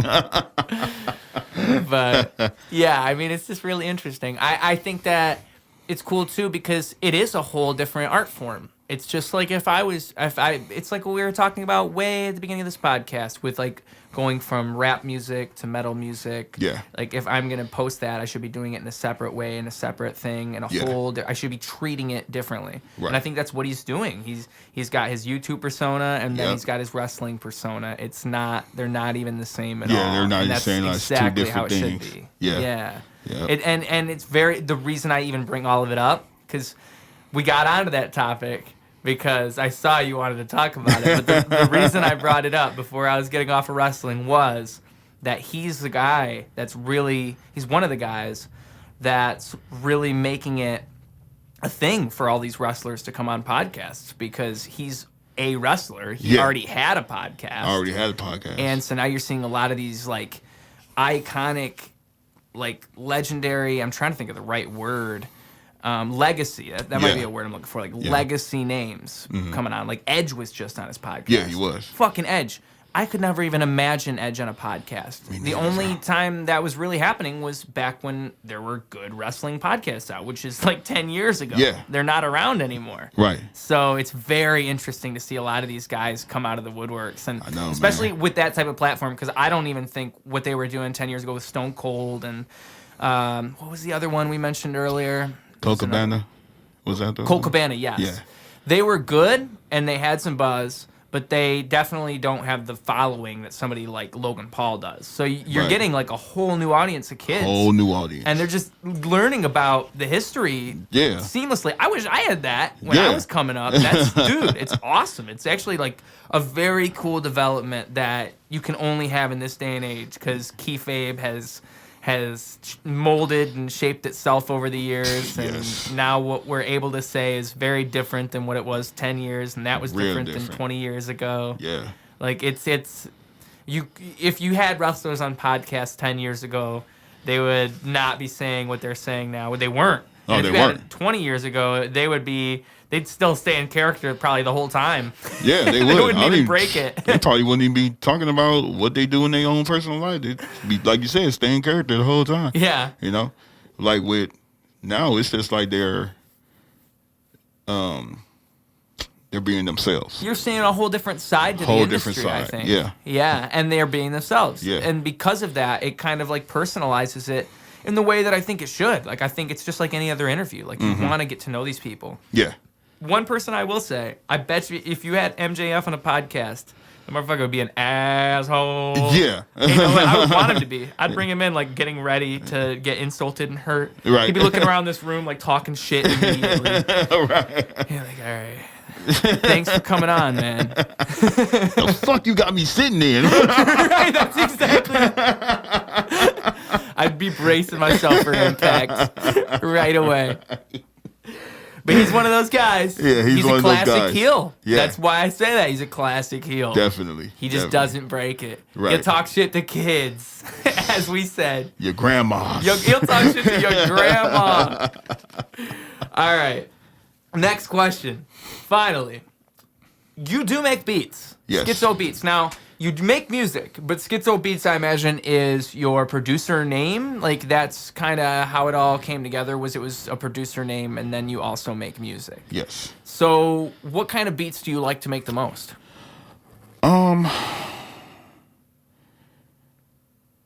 It's with me, I don't really have a favorite type of beat I make. It's like whatever comes to my mind. Yeah, is it an organic creation process? Yeah, it's type of deal? It's real organic.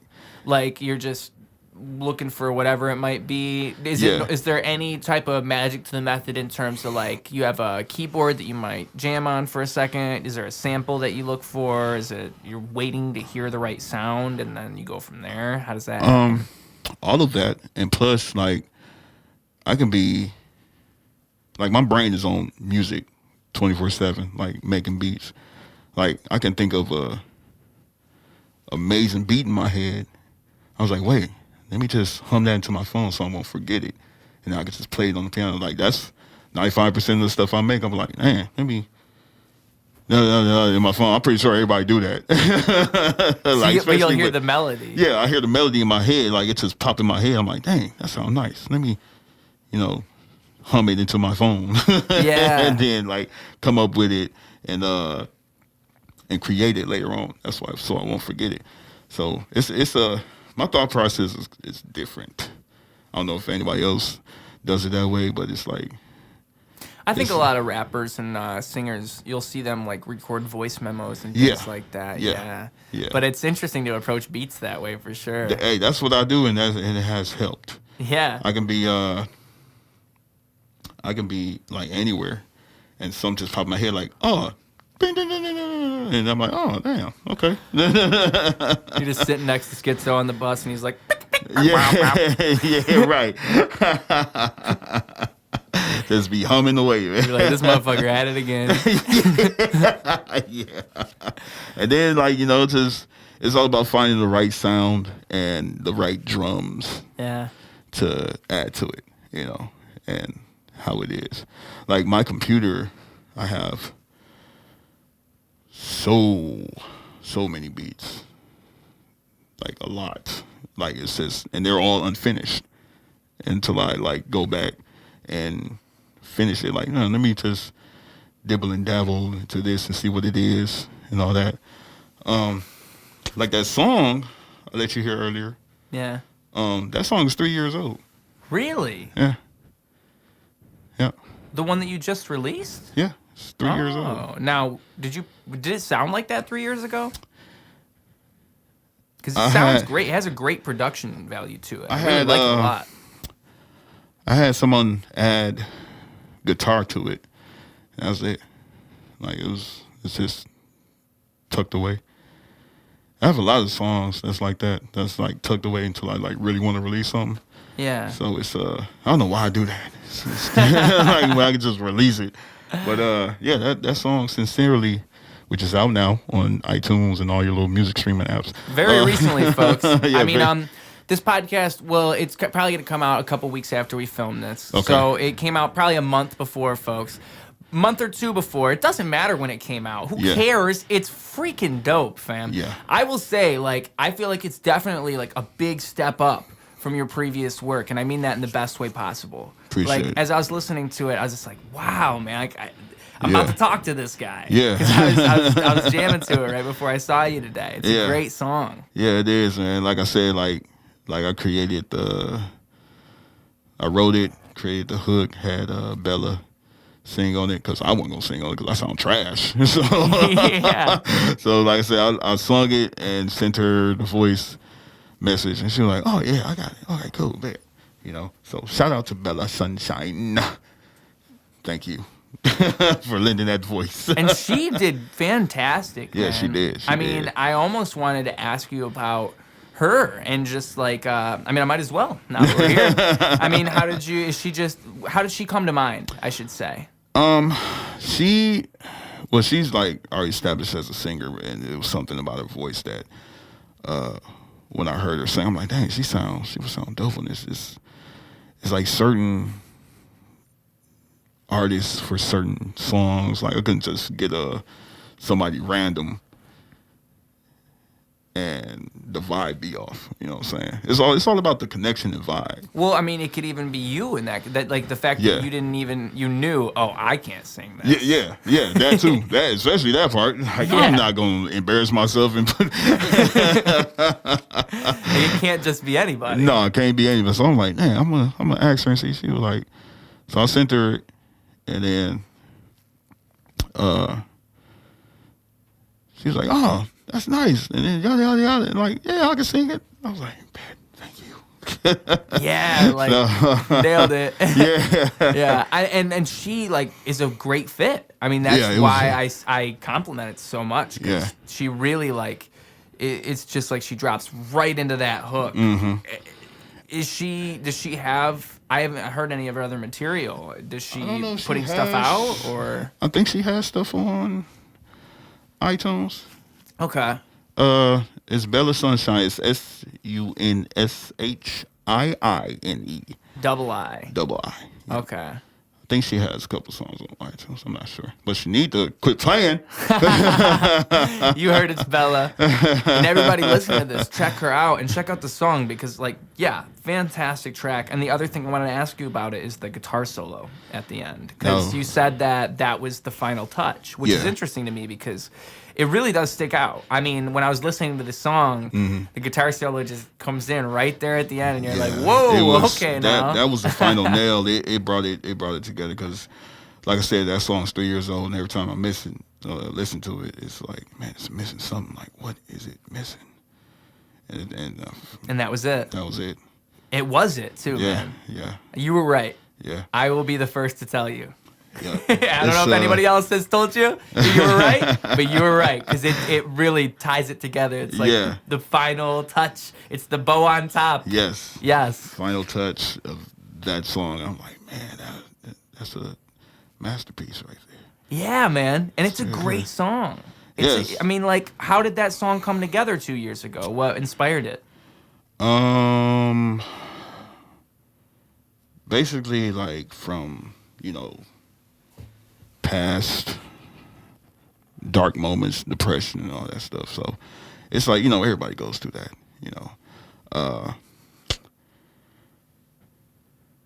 What was that? I said 3 years, so that was 2020. So yeah, that's basically right when fucking I think we were all COVID. depressed. Yeah, we were all depressed around that time. Yeah, we were all depressed around that time. Fucking COVID. I think I can agree with you on that one. Yeah. So I mean, even before then, what I'm saying, it's that's where it sprung from, like all that dark times, and finally putting words to it. Yeah, it's good that you found a way to channel that. Yeah, channel that to actually put it on the song. What I'm saying? Like I told you, like it's way different from what I'm used to doing, like all that screaming, like shit. You know what I'm saying? Shout out to Ghost in Motion and Cam for teaching me some of the ways to scream. Because if it wasn't for them, I would be trash juice and ass. All right, but anyways. I mean, we might as well move on to that topic because that's another one of my questions here. Oh snap! Okay. How did you and Cam come together? How did that happen? Me and that little dweeb, I like to call him that, and like a brother from a different genre. We're like brothers. It started from me. Brother from a different genre. Yeah. It started with our boy. We had a mutual friend, Josh. He said, "Yeah, my boy's looking for some beats," and You know what I'm saying? I thought about you, man. You'd probably be a good fit. I was like, oh, yeah, let me check him out. I don't think I never heard a song from him yet, but I sold him some beats. And found his SoundCloud. I'm like, dang, this dude pretty dope. I didn't know he was like an actual fucking lead singer to a metal band. I didn't know that part. So I thought he was just like starting off as a rapper. So then because you only knew about the Cam Lapine material that you found. Yeah, that's all I knew about. And then dug deeper. I'm like, what song was that? I think Persona was the first song I heard from Cam. And then he let me hear the songs that he did on my beats. And I'm like, holy shit. I was like, what is this? Like, you're, what? So then I found out he's a lead singer in the band. And then he was, like, doing the rap stuff. And then he's a talented dude. He can sing, rap, do that metal shit. Like, he's a talented individual, man. I agree. Real talented. So that led to me asking, like, man, let's just be a group, bro. Like, I got the beats and stuff, man, and then, you know, teach me some stuff. I do a little screaming shit. And then it's like it's been like that since some years now. So got a few bangers and some unreleased stuff too. And for those that don't know, Hunger for More is a little group outfit, little duo between you and Cam Lapine. Yes, sir. And beyond that, so before that, before you were even doing that with him, it was just simply like you guys were working together. Like, how was it? So what you're describing right now, what you just described, that's when you and him got together for Hunger for More, or was that a whole different type of deal? Like, were you guys just kind of like working together on music in general? We were working together on music, and then we really didn't have a name for our group yet. We were just Cam Lapine and Skytzo Beats. Yeah. And then one day I thought about it, I was like, damn, what you think of Hunger for More? Like, we're hungry, but we want more. You know what I'm saying? Like, we're trying to get to where we need to get to. I said, I think that name would fit. And then he was like, damn. He's like, dude. That's a great name. He's like, dude, that's a fucking awesome name, man. And ever since it's been Hunger for More, man. Okay. So it's a dope name, and it's a dope group of individuals. And back to the screaming thing. I mean, Cam's the one who showed you the way? Yep, him and his brother Rob. They Rob Lapine. Yeah, Rob. It's like when we performed and I'm on stage, like, his brother will always be his hype man, and he has that like raw he's man. I was like, God damn, how do I get like that? Like that. That's where I need to be with them too. Like, how do I like make that into what I'm trying to do? So so they would give me a few pointers and like teach me a few little breathing techniques and stuff. Like, I would watch them, like, okay, he's doing it that way, and then they'll, like I said, explain what they was doing. And then shoot, I find myself getting actually good at it. Yeah. Without fucking up my voice. Because at first I'm like, I was trash juice in the beginning. I'm not even gonna lie. Like, it was, and then it was like just trash, especially with this on. So, like I said, all about breathing. I can do okay. I can do okay, but I throw my voice out is the problem. It's all coming from the diaphragm, and how you like throw out your voice, because you want to be like you know what I'm saying? Like, Cam is more like that's where I'm looking for.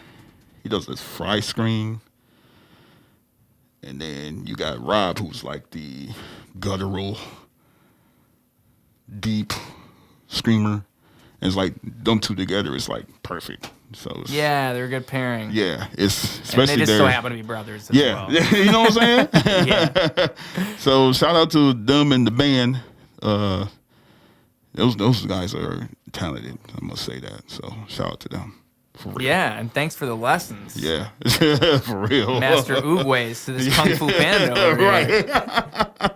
I am nothing but a student. I mean, like, okay, a good question then would be, what are some common mistakes a lot of people make when they're screaming or when they start out screaming? Like, what are some mistakes you see a lot of people make when they're screaming? I notice with some, they come from, like I said, they come from here, not from here. So that the diaphragm. The diaphragm, yeah. They're going from their throat, not their diaphragm. Because you fucking up all this coming from the throat. But when you come from the diaphragm, you're really suppressing that and not really, messing it up. Yeah. I may say.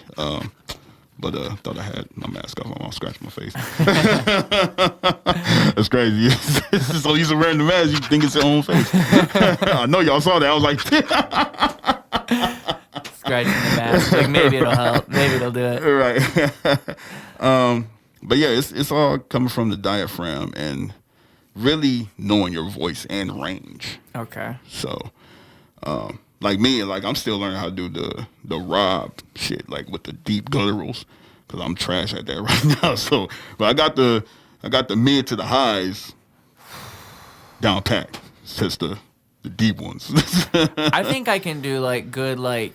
See, I don't even want to try right now because I don't want to fuck with my voice at all. It's not worth it. But I know it's not, and I don't have proper technique. That's the problem. But I can do a good like when I did duality. It's like I push my finger. If I'm singing it and I'm not screaming it, essentially I'm just throwing a scream on top of. I push my fingers into my eyes. It's the only thing that slowly stops the air. It's like that, except way harder than that.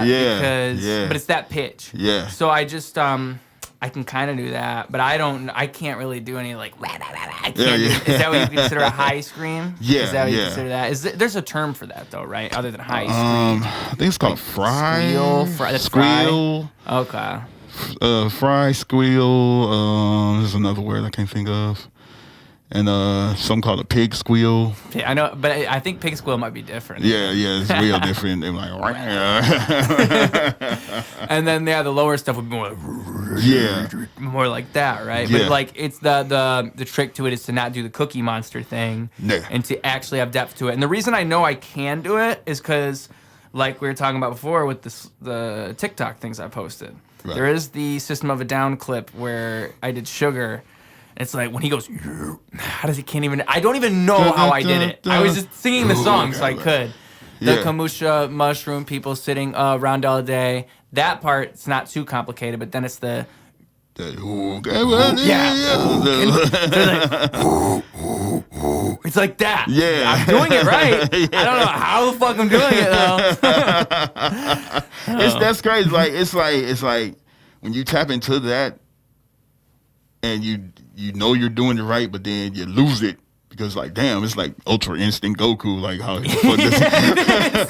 know how to do it, but that happened, but I don't know how to contain that form again. It has to just happen, type shit. Yeah, and it definitely helps to have an instrumental or a vibe going on, or something to go off of. Yeah, I'm sure for the artists that write these songs, that's definitely one thing that makes it so iconic. Mm-hmm. And the way they do it is that they wrote it. It's like they're capturing their own things. So they know what it is. That's them. It's just them. I mean, it's hard, man. It's hard to just pull those from out of nowhere. I know. Like I said, at first I was trash, but I was getting myself good. And then there was some points where I'm on stage doing it. I'm like, damn, I really hit it. And then 30 seconds later, I'm sounding like, oh. I'm like, oh, no, I ain't. Well, that's part of the technique thing, too, though. It's not only is it that you'll lose it and you'll sing worse just because you're not on point, but you'll also wear your voice out and you can't even do what you were doing. Right. Because it was fucking up your voice all along. Yeah. You have to have technique. Right. Definitely gotta have tough. technique, man. That's why people go to classes and do all these things I haven't done. I mean, there's a lot of metal vocalists where you'll hear the story I was bleeding from my fucking throat, and then I talked to this one woman, and she taught me the way to sing, and now I never bleed do. from my throat, man. I ain't got time for that. I ain't got time for that. And I will tell you, Ruse had some mornings where I've woken up and I've been like, oh my God, do I have cancer? But I was probably just singing way too hard that week. Yeah, so I've been fucking around, man. It's definitely a thing to learn, and then drinking tea and honey. Yes, 100%. Definitely remedies for sure. Yes. I mean, it's not one of those things where there's no cure, there's nothing you can do. Definitely take care of your voice. Yeah. And no matter what kind of vocalist you are. Right. I would say that to anybody. Like, even these rappers, no matter what you're rapping about, I don't give a fuck if you're like talking about drive-bys, bro. You better be drinking some chamomile honey tea. That's what I do like before shows. Like I'll drink some tea. I don't drink no beer or liquor at all before a show. Or I'll have that tea, honey, and then I'll have water. Yeah. And then afterwards I'll get a shot. Like, okay, I'll do what I do. After you perform? Yeah, after I perform. Yeah. I only drink. I don't drink that much to begin with anyway. So it's like a reward to me for doing it. So. Yeah, I'm not really an alcohol kind of guy, and I think it's better if you program it that way in your brain as a reward. Yeah. I think that makes it better because then it's like, I think it's just like anything. Like if you play video games all day, it becomes boring. Yeah. But if you play video games after you had a long day of work, it'd be fun as hell. Yeah. It's like, yes, now I remember why I love video games. I mean, as a kid, that's what it was for me. It was after school, I got home, I played some video games. Hell Thank God. Thank God for games. Yes. Thank God for games, man. Well, all right, let's move on with our interview. Let's because I only got a few more questions, I'm pretty sure. We naturally hit on most of them, to be honest with you. Oh, nice. Yeah, dude, we hit on all of them except this one. We got All right. everything except this one. Okay. Now, I hope I'm getting this right. I was even thinking about introducing you as this person, but I figured, nah, I'll just let it come up naturally, but it never did. Now, you've been recognized as the great Sada Baby? Am I correct? I almost wanted to start the podcast with hello and welcome to episode 65 of Ruse Radio. Today we have Sada Baby. But you had the mask on, so I was like, oh, I can't do it now. It's true. Man, yeah, it's true, man. Like, I don't know why people think I look like this dude, which is crazy because y'all thought I was to take the mask off.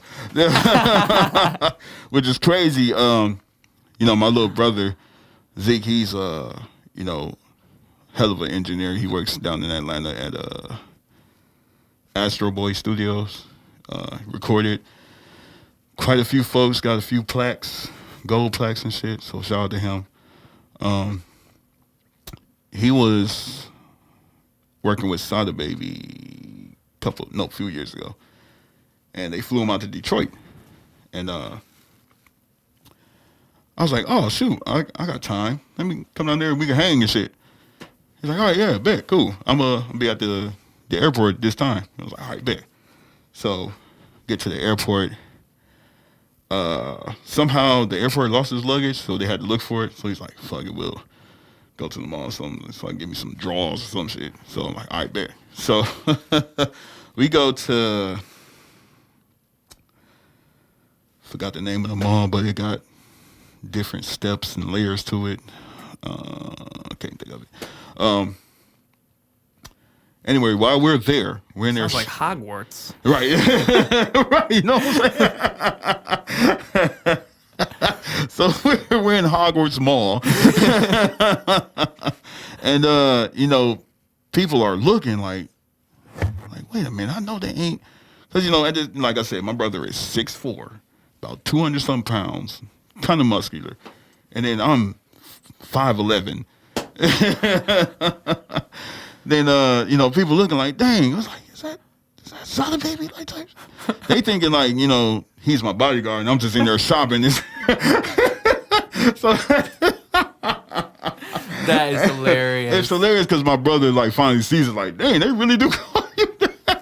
So then, like, when it comes to... he didn't know. You told him about this before, but he never witnessed it in person. Yeah, he never witnessed it in person. He was like, I was telling like, bro, man, people think I'm Sada Baby for some odd reason, man. So they come to the time where he had to go to the studio where he's at and record some song that he had on his hard drive or something. And went in there. I'm like, damn, I'm actually looking at, like, we were this close. Like, Sada Baby was in the booth rapping, and he was like, I forgot what song it was. He came out, gave him bro that. He's like, oh, what's up, Zeke? You know what I'm saying? Gave his little boys in. He's like, oh, yeah, it's my bro. Sada Baby literally looked at me like this, was like, like, Like I'm looking in the mirror type shit. That is hilarious. Oh my god! I'm looking at him like. I was like, oh, okay. So then, my bro was sitting at the desk, with the mixer and stuff, engineering, and he's like, oh man, like my brother was sitting right here, like say this the desk. I was sitting right here. Sada Baby was like where that mirror is at, and then he turned Sada Baby. He's like, oh man, bro, tell me why people at the mall thought that was you. And I was like, his bodyguard said, motherfucker Sada Baby was over there like this. He was like, man, you know what I'm saying? I was just over here thinking like, dog, you really look like me. He's like, man, I was just like, he was like, you know what I'm saying? I was just thinking that shit in my head like, damn, man, dog look just like. I'm like, we look the same. I said, man, he would say it out of his own mouth. It's been confirmed by Sada Baby himself. And then, like, that come Halloween, you know, so I dressed up like him, had somebody do the tattoos like him and shit. He shared me on his Instagram page. This is funny. And then, I got so many stories. There was this one time I was at Great Lakes Crossing. I'm in line at that food court. Panda Express to be exact. I remember this like it was yesterday. Panda Express to be exact. So I'm standing in line, and you know how you feel people staring? Yeah. So I'm like, well, I feel like somebody's staring at me. So I'm looking down this way. I'm like, okay, it ain't coming from there. I'll turn this way. I see like 6, 7, probably 10, like 14, 15-year-olds. So I'm just like, okay, like not thinking nothing of it. So I'm just looking at the menu like, damn, I wonder what I'm going to eat. And I'm like, that beef and broccoli sound good. I think I'm going to get that. So I guess they must have told one of the kids, they must have told one of their friends, like, man, just walk down there and just say Sada Baby, see if he respond. So I'm just up there looking. I'm still paying attention to the menu, like, fuck what my surroundings is right now because I'm hungry. And so I guess the two of the kids walked down and said, Sada Baby, I made a mistake. And turned around and looked. They went nuts. I recorded it. They went nuts. They were like, oh my God. I'm talking about the whole food court. People was like, oh my God, what is this? Is this for real? It was like, them kids went wild. I guess I made their day, so I was like, hey, I guess I am then. I recorded it. I was like, man, let me put this on camera so I can show people that this is what I go through, as I said, and it's I saw wild. it, and what it is it's on I saw it on Facebook. Right? Yeah, it's on where you Facebook. Posted it. Yeah, and you're holding. Did you post it anywhere else, like Instagram, maybe, so anybody else can find Did it? I post it on Instagram? Nope. I think I will though. I think I did, but it's so long ago. Well, the people, if you're interested, check Instagram. He will post it. He just vowed it. He just vowed he will. If you haven't, you should. Yeah. But he's holding the camera up, and it's a bunch of kids behind him, like, woo! Like, you can tell they're freaking out. They're excited. Throwing up the phone. I said, what is going on, man? They were like, Sada Baby, what up? And in their minds, Sada's by himself recording them. Yeah. So they're even more excited. They're like, Sada Baby's recording me. Like, it's just hilarious. My goodness, man. It was. I'll never forget that day, man. Yeah. And then the lady in front of me, like, this old lady was like, you know, I was wondering, like, you know, they got security guards walking over here and stuff. I was like, dang, are you somebody's resident? I was like, they think I'm this rapper from Detroit. They think I'm this rapper from Detroit. She was the only one there that knew the only truth. one. Everyone else left thinking they saw somebody famous that day. Yes. It was just, it's hilarious. Yeah. It's hilarious. So, it was deep. You could always be his stunt double if it ever comes down to it. If it comes down to it, man, then, you know, if he don't feel like doing the show, then, hey, Yeah, or when you blow up and you're like way ahead of him, he could be your stunt double. He could perform for you. We could be each You guys other's could just stunt do double. it as a gift for each other since you're basically twins. So you Right. might as well. Hey, I'm working this weekend. You'll work the Right. next one. Just- You and just- Sada could work it out. Right, just cover me on that day, bro. You know what I'm saying? No, I mean, like, time if you guys knew, because on the podcast we got the mask on, all right. We're not breaking character here. We're kayfabe. Yeah. But if you do your research, it's like Corey Taylor. You can Google, all right. You can find it. You could probably figure it out. You could see that the resemblance is quite uncanny. All right. I'm sure if the people tried to find, like, it's funny because back in the day you couldn't find Corey Taylor real face. No, you there couldn't. was no way. But I think nowadays we're at the point where they could definitely probably type in Skytzo Beats real face and find it somehow. They're like, oh shit, it's really Sada Baby. Oh my God, Sada Baby was Skytzo the whole time. Right. Man. Is there anything else you wanted to? Oh, you know what? One thing I should ask you right before we sign off here is, what can people look forward to with your music moving forward? Is there any other music that you have to put out? Is there anything that's like on the docket that you can tell the people about? Be prepared for more, hunger for more, and solo projects from me and Cam for sure. It's definitely coming. So just taking time to do it.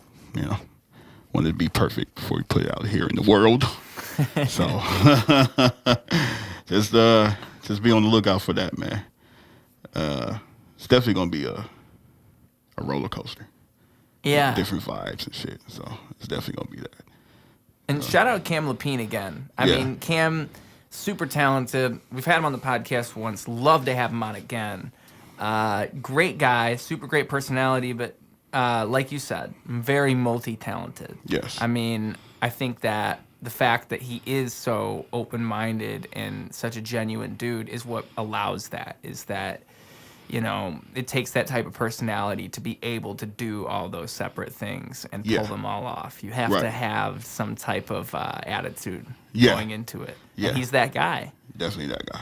And he's also really into roofing. So if anybody needs Yeah, their if anybody need roofing their done roofing and gutters cleaned, you know. in the Flint general area, is that where he operates, just around here? Yeah, around there. I think he was in Alaska the other day. But yeah, if y'all need any cleaning of the roofs and gutters, hit up my boy Cam. Just Yeah. type in Cam with 2 M's. Lapine. Cam Lapine. So Cam Lapine, Hunger for More, and that's it. That's the one we got to look forward to. No, Yeah. no music videos, nothing like that Oh, coming hell soon? yeah, we are definitely shooting one for Sincerely. It's gonna be, oh my God, it's gonna be different. How soon is that coming out? Can you say? Just in the next couple months, maybe? Probably like within a month. Oh, really? Yeah. Okay, so if this podcast is coming out when I think it is, it should be not too long before that music video is coming out. We should be right around It's that time. definitely, this video definitely gonna be way different from what people see from Flint. You know, it's gonna be different for sure. Like the mind that I have for this this visual that I have for this video is gonna be deep. So Yeah. yeah. Well, with that being said, man, I'd like to say that the way that you approach music is definitely unique in itself. I think, like we got at with this conversation, I think that you take a good amount of the character that you would see in something like professional wrestling and incorporate it into your stage persona in a way that maybe a band like Slipknot would do, but in a way that you don't really see that often nowadays. And I think that you got a clear vision, and it shows, and it's cool to see that you're back out here putting out some material, because as far as I know, it was you know, you've been going hard on TikTok, but has it been a little bit since you dropped some songs? Like we're back in now, right? Yeah, it's been a year or two Okay. since I dropped it's 2003. Yeah, it's been a year. Yeah. Been a year since I dropped my last song. And everybody needs a little time to hibernate, Yeah, of course. everybody needs time, but this time y'all gonna get tired of seeing me. So, and I'm glad to hear it, man. And I'm Yeah. glad to hear you're putting out the video. And Yeah. like I said, I mean, I was really impressed with the brand new song you just dropped. I highly recommend everybody who's listening to this podcast, if you haven't heard it already, go check it out. Say the name one more time for them. Sincerely. Sincerely. And you can hear it on all streaming services. Yes, just sir. Skytzo Beats, Sincerely. Super dope. And like I said, I think that I could hear that you're definitely moving in a different direction with your music. Like, it's 2 years old, I guess. That's what you told me. Yeah. But it sounds like, and you could have made it just yesterday. It's a fantastic song. It's made very well. It sounds great. And I think it builds upon what you were doing previously. And so it's very cool to hear. I say all that, but it really did. You probably wrote it before some of the songs I might be talking about, right? Because it was 2 years ago. So either way, it sounds great. I was very impressed by it. I loved it. And I'm excited to see with what comes out next. I hope you guys are too. I think we hit it all. I think we did all the things we have to do. Is there anything? Is there anything left to say? I'd just like to give some shout outs. That's about it. Give them out. Shout out to... Shit. I wish I wrote them down. Shout out to... Good thing you're not winning a Grammy right now. Right. Right. Oh, shout out to Velocity Tees, the villain sweater. I'm going to do a picture and post it. I forgot to do that, this time. Shout out to my boy Chuck Leaf that mixed that song, Sincerely. Really talented guy. Who else? Of course, my brother, Zeke. Shout out to everybody I know. Shout out to the significant other. Shout out to the kids. Shout out to everybody, man. Just doing your thing. Don't stop. Believe in yourself. And fucking aim for the sky, which is unlimited and, limitless. I'm a terrible promo wrestler right now. I just put myself on the spot. I'm like, I'm going to nail this right in the head. Nope. Well, yeah, that's all I want to say, man. No, man, the crowd's on fire right now. Are they? Really? Yeah. Woo! They're loving it, man. Go do what you do or whatever. You guys got this, I think. Right. But for real, I always do end the podcast with saying something similar like that. I mean, I always like to tie it with a bow. And one thing that I always end my TikTok lives with, I always like to end everything with, generally speaking. It's kind of the message I like to drive into people's heads is to go do something cooler than whatever you see I do. I mean, I make art so I can inspire other art, so I can show other people that there is that creativity, there is that fire, it's always burning. And I think that the way that you light that fire can be different for everybody. I think that we're all superheroes in our own ways. We all have our own superpowers. And a lot of life is just figuring out what that is and finding a way to make it work. And once you do that, I think that's the key to happiness. It's just figuring out that superpower and then finding a way to live through it. So, just go do something cooler than us. Go do something amazing. And thank you guys for tuning in. Thank you for listening to this whole thing, watching this whole thing. You're crazy. You listen to a whole 2 hours of us talking. Yeah. Go outside, touch grass. Please. I'm worried about you. And thank you for stopping by, Skytzo. Apparently, we're not too far from one another in the first place. That's what you messaged me right before. Yeah, I was like, oh, shit. So thank you guys so much for being here. I will see you very soon. Go do something amazing. I double dog dare you. Ruse